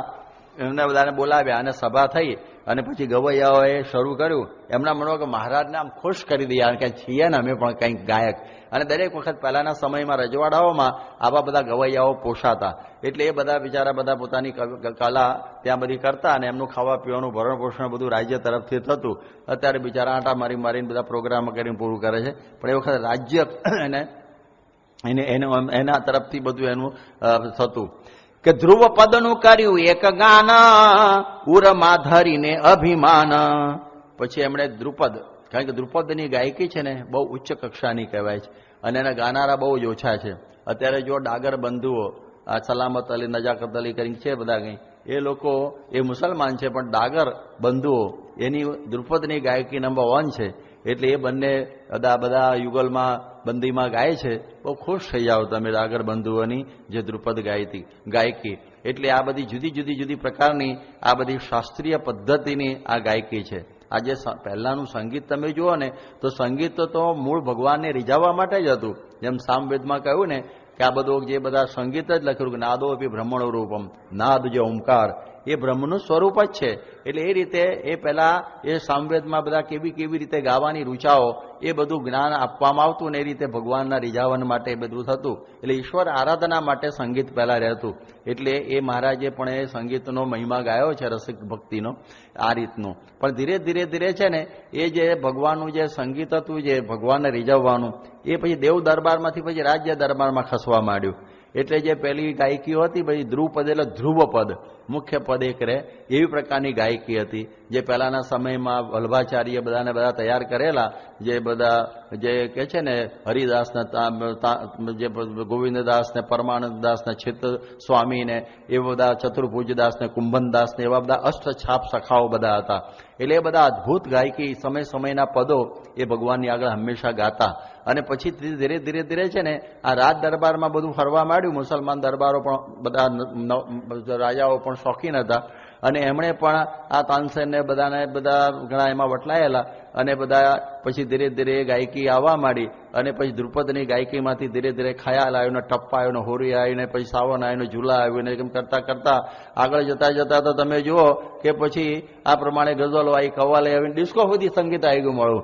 એટલે આવું બધું થતું. પહેલા હરિ ભગવાનની આરાધના માટે, હવે લોકોને રીઝાવન માટે આ થયું. એ કક્ષાના આ ગવૈયાઓ હતા લોક રીઝાવન માટે, કે લોકોની વાહ બહોત ખૂબ દુબારા, બસ આ બધું ચાલ્યા કરે. પછી વચ્ચે દારૂ એ ઠપકારે ને આ કરે ને બધું ખુશ બધા રહ્યા કરે.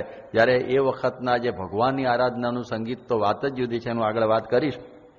એટલે એ લોકોએ ગુરુમાં અભિમાન આણી અને કહે છે બહુ સરસ રીતે દ્રુપદની ગાયકીનું આ બધું કર્યું. એટલે એમના મનમાં કે આપણે સુંદર મજાનું હવે ગાયું. એટલે પછી મહારાજે બહુ રાજી થયા, બહુ પ્રસન્ન થયા. અને પછી એમને કહ્યું કે હવે આ અમારા દેવાનંદ સ્વામી છે ને એ પણ એક પદ તમને સંભળાવશે. એટલે પેલાના મનમાં થયું કે કોણ દેવાનંદ, ઓ સાધુ ક્યાં ગાયેંગે? સાધુમાં તો શું બીજું હોય કે તારે માથે નગારા બાગે મોત ના રે, નથી એક ઘડીનો નિર્ધાર તેમાં ભૂલી ગયો ભગવાનને રે. એ રે આવે અથવા કાં તો જી આવે અને કાં તો પાછળ હું લોલ આવે. જી રે અને લોલ સિવાય સાધુમાં બીજું કશું હોય નહીં. અને આ ગાયકી આટલી આપણે શાસ્ત્રીય સંગીત વગર ગાયું. અને હવે મહારાજે કહ્યું કે ભલે આપણે બેસ્યા, સભાની શિસ્ત છે એટલે આપણે બેસવું પડે. એટલે બધા બેઠા. એટલે દેવાનંદ સ્વામી 4 હતા, યાદ રાખવાનું. દેવાનંદ 4 હતા. પેલા આ જે છે ને તારા માથે નગારા વાગે એ જુદા દેવાનંદ, યાદ રાખવાનું.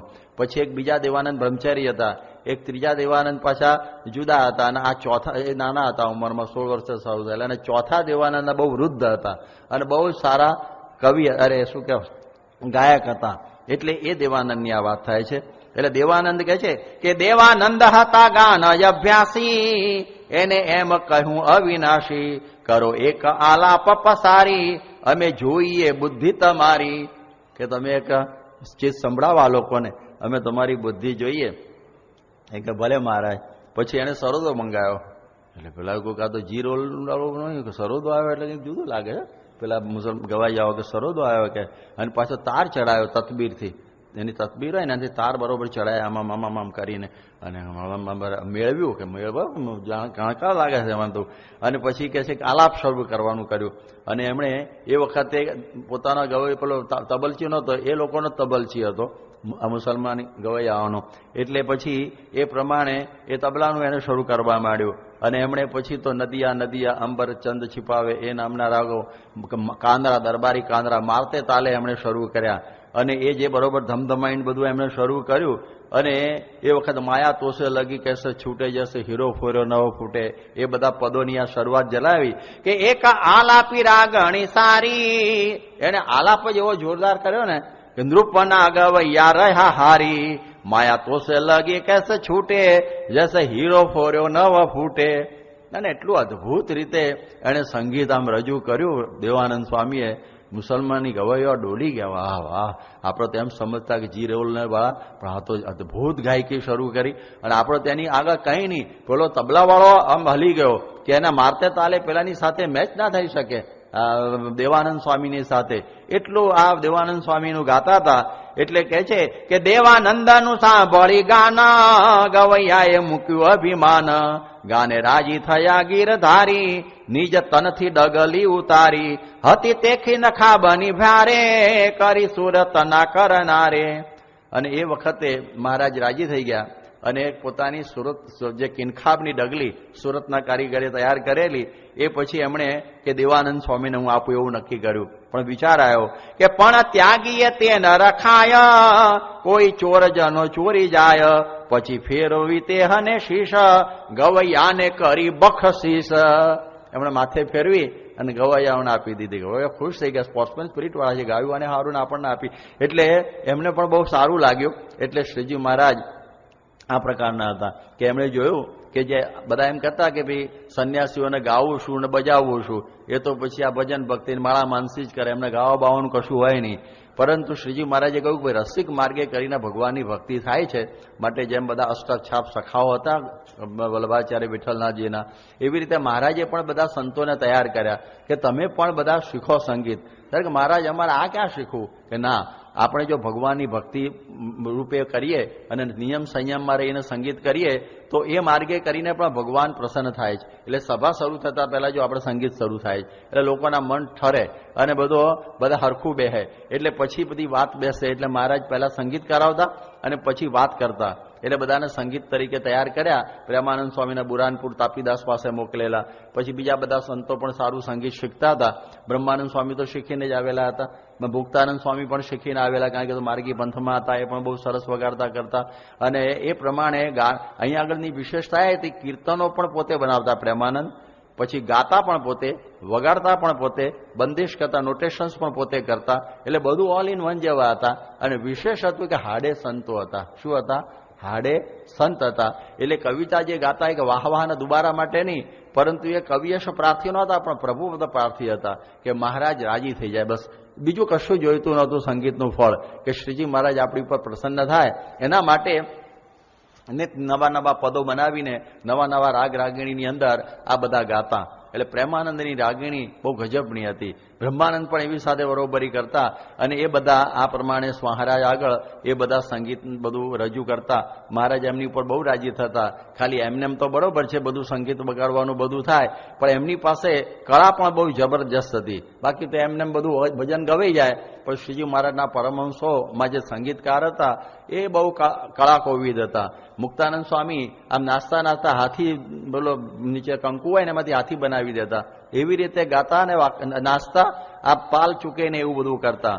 એક વખતે એવું બનેલું, આપણે બધાને ખબર હશે આ કથા, કે 11મી સદીમાં જ્યારે મોહમ્મદ ગઝનવી એ જ્યારે સોમનાથ ઉપર ચડી આવ્યો ત્યારે રણહિલવાડ પાટણના જે ભીમદેવસિંહ એ એની મદદે પહોંચેલા અને એને પછી હટાવેલો, કારણ કે એક વખત કાઢેલો એક વખત એને. અને એ વખતે ત્યાં ચૌલા નામની એક નર્તકી હતી જે શિવ સાથે, શિવના દરબારમાં હંમેશા નાચતી. એ બહુ જ રાજી થઈ ગઈ અને પછી એની સાથે એને લગ્ન કર્યા અને પાટણની પટરાણી બનીને આવી. હવે એ બનેલું. હવે એ વખત એવું હતું કે આ બાજુ ઉજ્જૈન બાજુ માળવામાં મહાકાલનું મંદિર છે, એમની પાસે એક મૃદંગ હતું, મહાકાલનું ગણેશજીનું મૃદંગ હતું એ જમાનામાં. બહુ બહુ મોટું મૃદંગ, આમ હાથે ના પહોંચે, આમ આમ આમ કરતા વગાડાય. એ મૃદંગ લઈ અને બધા એ વખત એવું હતું કે કોણ આગળ વધે, એ માળવા કહેવાય, આ ગુજરાત કહેવાય. અને જે આવી કળામાં આગળ હોય એ બધો એની કીર્તિ ગણાય એ રાજ્ય આગળ. એટલે એ લોકો પાટણમાં લઈને આવ્યા કે તમારી પાસે છે કોઈ કલાકાર અમારું મૃદંગ વગાડે એવો? એટલે બધા કે આવો કલાકાર તો આવે ને, હાથ પહોંચવા જોઈએ ને પહેલા તો, કેવી રીતે મૃદંગ વગાડવું? ચૌલા કે હું વગાડી દઉં. ચૌલા તો નર્તકી હતી એટલે એની કમળની લચક બહુ હતી, એટલે આમ પેલો ગાય જરા પણ પેલું આગુ પાછું ન થાય અને મૃદંગ બરોબર વગાડ્યું. ત્યાર પછી એ મૃદંગ બંધ થઈ ગયું. 700 વર્ષ વીતી ગયા, કોઈ એ મૃદંગ વગાડનારો મળ્યો જ નહીં. એવડું મોટું એ મૃદંગ એમને એમ પડ્યું રહ્યું. મુસલમાની ગવાયોના હાથમાં આવી ગયેલું કે કોણ વગાડે? ત્યારે કોઈ કે સ્વામિનારાયણના સાધુઓ વગાડશે. ગઢડે આવ્યા અને ગઢડે શ્રીજીમાને કુરણી બજાવીને કહ્યું કે અમે સાંભળ્યું છે કે તમારા ત્યાં આવું મૃદંગ વગાડશે. કે હા, એમાં શું વગાડશે, કે તમે કાલે આવો અને અમારા બ્રહ્માનંદ સ્વામી વગાડશે. બ્રહ્માનંદ, ઓ બાપા, હું આટલો જાડો આપણા કૃષ્ણપ્રિય જેવા, અને કે મારે કેવી રીતે આમથી આમ થપાટ કેવી રીતે વાગે? ના તો મારી લાજ લેવાનું આખું સભામાં નામ એનાઉન્સ કરી દીધું. એટલે તો બહુ મૂંઝવણ થઈ ગયા રાતે તો, અને એટલા બધા ઉદાસ થઈ ગયા અને મહારાજે શું લીલા કરીને આમ તેમ, અને બહુ મૂંઝવણમાં ઊંઘ ના આવે, આમથી આમ થાય. મહારાજ પધારે કે શું બ્રહ્માનંદ? કે હું બ્રહ્માનંદ, નાક કાપવાનો ધંધો કર્યો તમે મારું આજે, આ પ્રમાણે આ મૃદંગ મારાથી વાગતું હશે આ બધું? એ કે જો બુદ્ધિના પ્રેરક કોણ છે? આપ છો, જાઓ વાગશે. અને કોણ? જ્યારે રાત્રે બુદ્ધિ આવી ગઈ એમણે એક મંચ બનાવ્યો, આમ આ બે થાંભલા કર્યા, એક પછી એક ઉપર એક થાંભલો કર્યો, ઘોડાનો વાળ બાંધ્યો અને મૃદંગને ત્રાસું બાંધ્યું, આમ નહીં આમ, અને વચ્ચે બેઠા એટલે આમ ઝૂલતું થઈ ગયું ને મૃદંગ. અને પછી ગાઓ એટલે પેલા મુસલમાની ગવાયો ગાવા માંડ્યા રાગ, અને એવું આ બાજુ થાપટમાં કે આ બધું ધબાધબ નહીં અમારી જેમ, પણ એટલું ફર્સ્ટ ક્લાસ, એક પણ તાલ ચૂક્યા વગર એમને મૃદંગ વગાડ્યું. આફરીન થઈ ગયા, હો સુભાન અલ્લાહ, સુભાન અલ્લાહ. 700 વર્ષ પછી આ મૃદંગ સ્વામિનારાયણના સાધુઓએ વગાડ્યું, 800 વર્ષ સુધી. તો આવા કલા કોવિદ બધા આપણા સ્વામિનારાયણના દરબારમાં, દેવ દરબારમાં સંતો હતા. જે આ પ્રસંગ બન્યો ને એવો જ એક પ્રસંગ આ ત્યાં જુનાગઢમાંથી શરૂ થયો કે જુનાગઢના નવાબ સંગીતકાર પણ સારા હતા, સંગીત શોખીન હતા અને શ્રીજી મહારાજના ઈશ્કી હતા. એક વખત શ્રીજી મહારાજના દર્શન કરવા માટે જુનાગઢ મંદિરમાં આવ્યા. એ વખતે એને જોયું કે કોઈક ગાય છે, કોઈ આમ હૃદય નીચોવીને ગાય છે. એટલે એકદમ એને થયું કે કોણ ગાય છે આવું, ગાયકી. એટલે તરત જ દાદરા ઝડપથી ચડતા હતા અને ત્યાં તો એક સંત એક હાથમાં સરોદ અને આંખમાં આંસુ સાથે નીચે ઉતરતા હતા. એને કહ્યું તમે ગાતા હતા? કે હા. કે તમારું નામ? કે પ્રેમાનંદ. કે આવું મેં કોઈ દિવસે આમ રસબસ થઈને, ગદગદ કંઠ થઈને આ પ્રમાણે કોઈને ગાતા સાંભળ્યા નહીં. અને પાછા ઓડિયન્સમાં મહારાજની મૂર્તિ, બીજું કશું જ નહીં, અને આટલું ગાય છે. બસ ત્યારથી કોઈનું સંગીત સાંભળે જ નહીં, એ જ રમ્યા કરે. અને એક વખત ગ્વાલિયરના મુસલમાની ગવૈયાઓ એ બધા આવ્યા અને કહ્યું કે હમ આપકે સામને હમારી કુછ ચીજ પેશ કરના ચાહતે हैं. ત્યારે દરબારે નવાબ સાહેબે કહી દીધું કે मैंने एक दफे स्वामीनारायण के फकीरों का रूहानी संगीत सुना है, अब मुझे दूसरे संगीत सुनने की कोई ख्वाहिश नहीं है. એવું કેવું? जो लेना हो तोहफा ले जाइए, पारितोषक. अरे कि क्या हम कुछ बाजारू संगीतकार है ऐसे कुछ तोहफा लेके चले जाए? हम तो हमारी चीज पेश करते हैं और उनकी प्रसन्नता के रूप में कुछ लेते हैं. એટલે તમે આવી રીતે અમારી મશ્કરી ના કરો. એ કે સ્વામિનારાયણ કા સાધુઓ કા સંગીત સુનો, ફિર હોગા ક્યા સંગીત है. તો કે પછી અમને ત્યાં મોકલો. એટલે એને વ્યવસ્થા કરી દીધી અને મહારાજ ગઢડ્યા હતા. સ્વામી સાંજનો સમય હતો અને ત્યાં કુર્નિશ બજાવી અને કહ્યું कि हमने सुना है कि आपके फकीर भी कुछ गाते हैं, ऐसे नवाब साहब ने हम सबको भेजे हैं, तो कुछ चीज सुनाएंगे? मारे के चौक्कस કે અભી સુનાएंगे. એટલે મહારાજ મુક્તાનંદ, દેવાનંદ, બ્રહ્માનંદ બધાને બોલાવ્યા અને કહ્યું કે ભાઈ અમને એક સંભળાવો. એટલે એ વખત કે મહારાજ કયો રાગ ગાઈએ? એટલે મહારાજે કહી દીધું ભૈરવ ગાઈએ. મુસલમાન ગયો કે સાંજે ભૈરવ ગુજરાત ગાડી નવાબે ધક્કો ખવડાયો અને આ સંતો જીરેલોલ વાળા અને આપણને ક્યાં વળગાડી દીધું અહીંયા આગળ, એટલે કે હવે બેસી આવ્યા છીએ તો. અને ત્યાં તો પ્રેમાનંદ સ્વામીએ ચંદ્ર ચર્ચિત નીલ કલિવર કટિત પીત પશુ પટવીર એમ કરીને મુખડું બાંધ્યું અને જે આમ હવા ચલાવી આમ આલાપની અંદર પહેલા તો, અને આલાપની અંદર કુકડા બોલવા મંડી પડ્યા અને એમ લાગે કે અરુણની લાલીમાં છવાઈ ગઈ. ઓહો સુભાન અલ્લાહ કરતા ઉભા થઈ ગયા કે આવું તો અમે કોઈ દિવસ સાંભળ્યું નથી કે આખું વાતાવરણ બદલી નાખ્યું, સાંજને સવારમાં પલટી નાખી, ખરેખરો ભૈરવ બનાવી દીધો એમણે તો. ત્યારે સ્વામિનારાયણ ભગવાને કહ્યું કે જુઓ આ તો સાજ અને ગળાની કરામત છે, સાજ અને ગળાની કરામત છે કે સાંજની સવાર થઈ ગઈ. અમારા સંતો તમારા જેવા ગવૈયા બજવૈયાઓ નથી. આ અમારા સંતો ઝૂંપડે ઝૂંપડે ઘેરે ઘેરે ખેતરે ખેતરે કોશે કોશે ફરે છે. સંગીત તો એમનો સાઈડ છે, બાજુનો રાજીપાનું સાધન છે, પણ આ ગામડે ગામડે ફરીને કેટલા લોકોના જીવનમાંથી દારૂ માંસ ચોરી હવેરી જુગાર બધું બંધ કરાવે છે. અને ઘણાના જીવનમાં ઢળી ગયેલી સાંજને સોનેરી સત્સંગની સુવાસ સભારમાં પલટાવી નાખનારું અમારું આ સંત વૃંદ છે. એટલે ઓહો ભારે કહેવાય કે આહા સત્સંગની સોનેરી સવાર આ પાડે છે આ સાધુઓ. ત્યારે જુઓ આ સ્વામિનારાયણીય સાધુતા. ખાલી બગાડવાનું એટલું નહોતું, આ દેવાનંદ ખાલી વગાડીને પૂરું નહોતા કરતા, એમની પાસે આવી સાધુતા હતી. એની પણ એક જ એક સાધુતાનું સંગીત કંઈક જુદું હોય છે. તો આ બધા જે સંતો છે એ શ્રીજી મહારાજના દરબારમાં આવા બધા હતા કે જે પોતાની સાધુતા પણ હતી અને એની સાથે સાથે આવું સંગીત પણ બધું કરતા. અને એવા સદ્ય તમે જુઓ કે જેને કહેવાય ને શીઘ્ર કવિઓ પણ હતા, સંગીતકાર પણ હતા. તમે જુઓ આમનું જે બ્રહ્માનંદ સ્વામીનું જે રેણુકી છંદ જે અદભુત છે કે જે પેલા કહે છે રંગ હર સુંદર શ્યામ રમે સર સર અધર અમર અનુસાર જે કહે છે. અને એ જ્યારે દુલ્લા કાગે એક વખતે રવિન્દ્રનાથ ટાગોરની સામે ગાયેલો, આફરીન થઈ ગયા કે મેં આ તો વગર સંગીતે શબ્દો જ સંગીતમય, શબ્દોમાં જ સંગીત ભર્યું છે એમણે. આવું તો મેં કોઈ દિવસ સાંભળ્યું નથી. મને લખી આપો આખો કે મારે આવી રીતે આ મેં પહેલી વખત આવો સાંભળ્યો. ત્યારે આવા રેણુકી છંદ પણ બનાવેલા. સંગીતના શબ્દોમાં જ સંગીત નીકળતું, શબ્દોમાંથી જ સંગીત આવે, રમક ઢમક ઢમક ને બધું. એમાં તબલાની જરૂર ના પડે ને સંગીત નીકળે. એવી પ્રકારના બ્રહ્માનંદ સ્વામીની આવી ગાયકી હતી. તો સ્વામિનારાયણ ઘરાના એની એક વિશેષતા યાદ રાખજો. આજે ગાયું ને આગળ કોણે ગાયું? મુસલમાની ગવૈયાઓ. હવે એમના જે તે ઘરાના હોય, કોઈનું જયપુર, કોઈનું આગ્રા, કોઈનું કંઈ આગળ છે ને કિરાના, ને કોઈનું પછી આ પ્રમાણે જુદી જુદી રંગીલા ને બધા મેવાતી ઘરાના તો પાર વગરના છે બધા. એટલે એ તરફથી આવેલી સંગીતની પરંપરા. સ્વામિનારાયણ ઘરાનાની વિશેષતા જુદી હતી. એમની વિશેષતા શું? પેલા લોકો શું કે અભિમાનથી ગાતા હોય કે આપણી કળા બતાવી દઈએ કે કેવું સુંદર અમારું સંગીત છે. એવી રીતે art for the sec of art only, ખાલી કળા ખાતર. જ્યારે સ્વામિનારાયણનું ઘરાનું તો art for the sec of devotion, કે જે ગાતા હતા એ ભગવાનની ભક્તિના અર્ઘ રૂપે ગાતા હતા. એટલે એમને શું હતું, મહારાજની મૂર્તિમાં સુરતા રાખી અને પછી સંગીત ગાતા. એટલે જેમ કે છે ને જુગલબંધી હોય છે, હાર્મોનિયમના તબલાની જુગલબંધી, અકબર અલી અને પછી રવિશંકરની કોઈ સરોદ અને સિતારની જુગલબંધી, આ ડાગર બંધુઓની જે જુગલબંધી, હરિપ્રસાદ ચોર્યાસા શિવકુમારની જુગલબંધી. એવી રીતે એવી બધી જુગલબંધી તો હોય, પણ સૂર સાથે સુરતાની જુગલબંધી, સૂર અને એની સાથે ભગવાનમાં વૃત્તિ રાખીને જે ગાવું ને સૂર અને સુરતાની જુગલબંધી, એ સ્વામિનારાયણ ઘરાનાની એક વિશેષતા રહેલી હતી. એટલે આ એની અસર એને એ થઈ ગઈ ગવૈયાઓને કે આ લોકો મહારાજ સાથે સુરતા સાધીને પણ સૂર કરી શકે છે. કારણ સૂરની સાથે સુરતાનો મેળ બહુ અઘરો છે, કારણ કે એમને તો ગાવાની સાથે હોય, સૂર સાથે લેવા દેવા હોય, સુરતા સાથે કશું જ ના હોય. ત્યારે શ્રીજી મહારાજે પ્રથમના 22માં કહ્યું કે બધા તાલ મૃદંગ સરોદ લઈને બધા ગાય તો છે, પણ ભગવાને વિસારીને ગાયું ન ગાયા જેવું છે. માટે ભગવાને સંભાળીને ગાય ને તો જ ગાયું કહેવાય. તો આ પ્રમાણે આ કે છે ને કબીરે પણ એ જ કહ્યું, નાચના કૂદના તાલ કો પીટણા રાડિયા ખેલ કી ભક્તિ નાહી રૈન દિન તાર નિર્ધાર સો લાગી રહે કહે કબીર તબ ભક્તિ પાઈ. કે નાચના કૂદના તાલ કો પીટણા એ તો બધાએ કરે, કૂદાકૂદ કરીને કરતા હોય.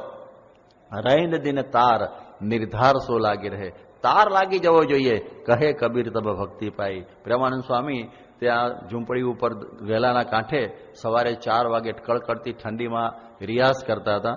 અને રિયાઝમાં એ આલાપ કરતા હતા. અને એટલો અદભુત મહારાજ અક્ષરોડીમાં હોતા હતા, ઉભા થયા કે હો શું ગાય છે. અને મહારાજ ત્યાં આવ્યા, ઝૂંપડી બહાર ઉભા રહ્યા કડકડતી ઠંડીમાં, અને જરા આમ ઉધરસ ખાધી અને પેલાનો ભંગ થયો. જે આલાપમાં જે રસભંગ થાય ને એ કોણ હશે બહાર આવીને જો તો શ્રીજી મહારાજ દંડોત કરવા માંડ્યા કે મહારાજ ક્યારના ઉભા છો? તો કલાકથી ઉભો છું. અરે પ્રભુ અપરાધ થઈ ગયો કે તમે એક તાર થઈને ગાતા હતા ને એટલે હું ખેંચાઈને આવ્યો. આનું નામ સંગીત કહેવાય. બીડીઓ પીતા પીતા ના કરતા ના કંઈ સંગીત છે? ઘણી વખત ભજન બેઠું હોય ને તો જયારે ભજનનો કચરો વાળા ને એક ટોપલી ભરીને બીડીઓના ઠૂંઠા મળે સમજવું ભજન બેઠું હતું ત્યાં. એટલે એનો કોઈ અર્થ જ નહીં ભજનનો. એટલા માટે કહ્યું મારું ગાયું ગાશો તો ઘણા ગોદા ખાશો, પણ સમજીને ગાશો તો વૈકુંઠમાં જાશો. નરસિંહ મહેતાએ કહ્યું. એટલે આ બધા ગાનારા બધા એવા હોય, વગાડનારા એવા હોય, પણ બધા વ્યસનો દૂષણો વાળા હોય બધા. એને પછી બીજું કોઈ નશો ના હોય એને ભગવાનનો, આનો નશો હોય. ત્યારે જો આ શ્રીજી મહારાજના આવા બધા ભક્તો હતા. અને હવે આ સભા જે કે છે પેલું વાત કરું કે એ પણ પરંપરા યોગી બાપા વખતથી શરૂ થયેલી. યોગી બાપાએ સંગીતની શરૂઆત કરેલી કમલમાલમાં કે આપણે બધા સંતોને સંગીત શીખવાડવું છે. એટલે બધા સાધનો બાધનો મંગાયેલા અને વસંતભાઈ પીપીને પણ ગોઠવી દીધેલા આપણા દાદરમાં. અને પછી બધા સંતોને સંગીત શરૂ કરાયેલું. અને અત્યારે એ સંગીત બહુ પરાકાષ્ઠાએ પહોંચ્યું છે આપણા ત્યાં કે બધા સંતો તૈયાર થયા છે અને બધા અત્યારે કીર્તન આરાધના રૂપે બધું સંગીત ગાય છે અને વગાડે છે મહારાજને સ્વામીને રાજી કરવા માટે. એટલે એ પરંપરા પણ આપણે ત્યાં ચાલુ રહેલી છે. એટલે એ પ્રમાણે હવે આજે સંગીત તો પૂરું થઈ ગયું અને ત્યાર પછી આ સભા વિસર્જન થઈ ગઈ અને મહારાજ પછી ઉતારે ગયા ને તો સૂઈ ગયા અને રાતના 1 વાગે ઉઠ્યા અને બ્રહ્મચારીને હલાયા. બ્રહ્મચારી શું છે? ભૂખ લાગી. રાતે 1 વાગે ભૂખ લાગી. એનું કારણ એ હતું કે સંગીતના જલસા પેલી નગરયાત્રામાંથી આવ્યા, પછી સીધા સભામાં બેઠા અને સભા તો 1 વાગે જલસો પૂરો થયો હશે, 12 વાગે. મારે ના 2 વાગે ભૂખ લાગી હશે. એટલે વચમાં જમવાનું જતું રહ્યું. જમવાનું ડ્રોપ થઈ ગયું આખું ઓટોમેટિકલી એમનામ જ કે મહારાજ કે મને ભૂખ લાગી, પણ અત્યારે હું કરું? મૂળજી બ્રહ્મચારી કહે કે જાઓ જીવુબા છે ને અને કુશળ કુંવરબા એ બધા અન્નપૂર્ણાનો અવતાર છે. કુશળ કુંવરબા એ તૈયાર કરી આપશે અને તમે જઈને લઈ આવો. એટલે બ્રહ્મચારી ગાતડિયું નાખી ઉપડ્યા અને બાણું ખખડાયું. એટલે જીવુબા અને લાડુબા કથા વાર્તા કરતા હતા, મહારાજનું સ્મરણ કરતા હતા. અને પછી એ કહ્યું કોણ? કે બ્રહ્મચારી કે હું. કે અત્યારે રાત્રે 2 વાગે આવ્યા? એ મહારાજ ભૂખ્યા થાય છે. તો કુશળબાઈ પોકે રડવા માંડ્યા કે હું આ ગયોની લાઈમાં મારે રહી ગયું ખવડાવવાનું મહારાજને જમવાનું. એટલે કે છે કે હવે શું છે? તો જેવું બાકી મહારાજને રોટલો દહીં ભાવે છે માટે ફટફટ બનાવી દો. તો બંને જણાએ દહીંનો રોટલો બ્રહ્મચારી કે તમે જાઓ અમે જાતે લઈને આવીએ. બ્રહ્મચારી ગયા અને પછી આ માથે દહીંનું પેલું માટલું ને રોટલો લઈને આવ્યા અને મહારાજને ચોળ્યું કુશળ કુંવરબાઈએ અને જાતે મહારાજને જમાડ્યું. મારે કે હાશ હવે ઊંઘ આવશે. એટલે આવી પણ લીલા. એટલે ભક્તોને સુખ આપવા માટે જુદી જુદી લીલા શ્રીજી મહારાજ કરતા. એટલે કહે છે કે રોટલો બાજારી ને દહીં સ્નેહ શ્યામ આરોગ્ય સહી, પછી પોઢ્યા પવિત્ર પલંગે સારો સાલ જોટો ઓઢી અંગે. પછી કે હા સૌ વાંધો નહીં. એટલે પછી રાજી થઈ ગયા અને આ પ્રમાણે આટલી લીલા થઈ. અને ત્યાર પછી 2 દિવસે કુશળ કુંવરબાઈના ભાઈ હતા ઉમેશસિંહ, એ ગામમાં રહેતા. એટલે એના ઘેર પધરામણીની ઈચ્છા હતી. એટલે પછી કહ્યું ચાલો આપણે જઈશું. એટલે મહારાજ પછી ત્યાં બધી પધરામણી કરી અને ત્યાં બહુ સારી રીતે એને રાજી કર્યા. અને ત્યાર પછીની વાત છે હવે આપણે આવતીકાલે કરીશું, પણ એની વાત એટલી કહી દઉં કે અહીંયા આગળ આ કુશળ કુંવરબાઈ જે સમયો કરેલો એમાં વાંસદાથી રાયસિંહજી, કારણ કે કુશળ કુંવરબાઈના ભત્રીજી જીતબા એમનો છોકરો રાયસિંહજી અને એ પણ જુવાન હતો, એની જુવાન પત્ની, એ બધા આવેલા. એને કુશળ કુંવરબા આટલો બધો લાભ લૂંટે છે તો આપણા વાંસદામાં કેમ ના લાભ લેવો? એટલે આવતીકાલે વાંસદામાં મહારાજને લઈ જઈશું, પાછા લાવીશું અને પછી આ આખ્યાનની સમાપ્તિ કાલે કરીશું. સ્વામિનારાયણ ભગવાનની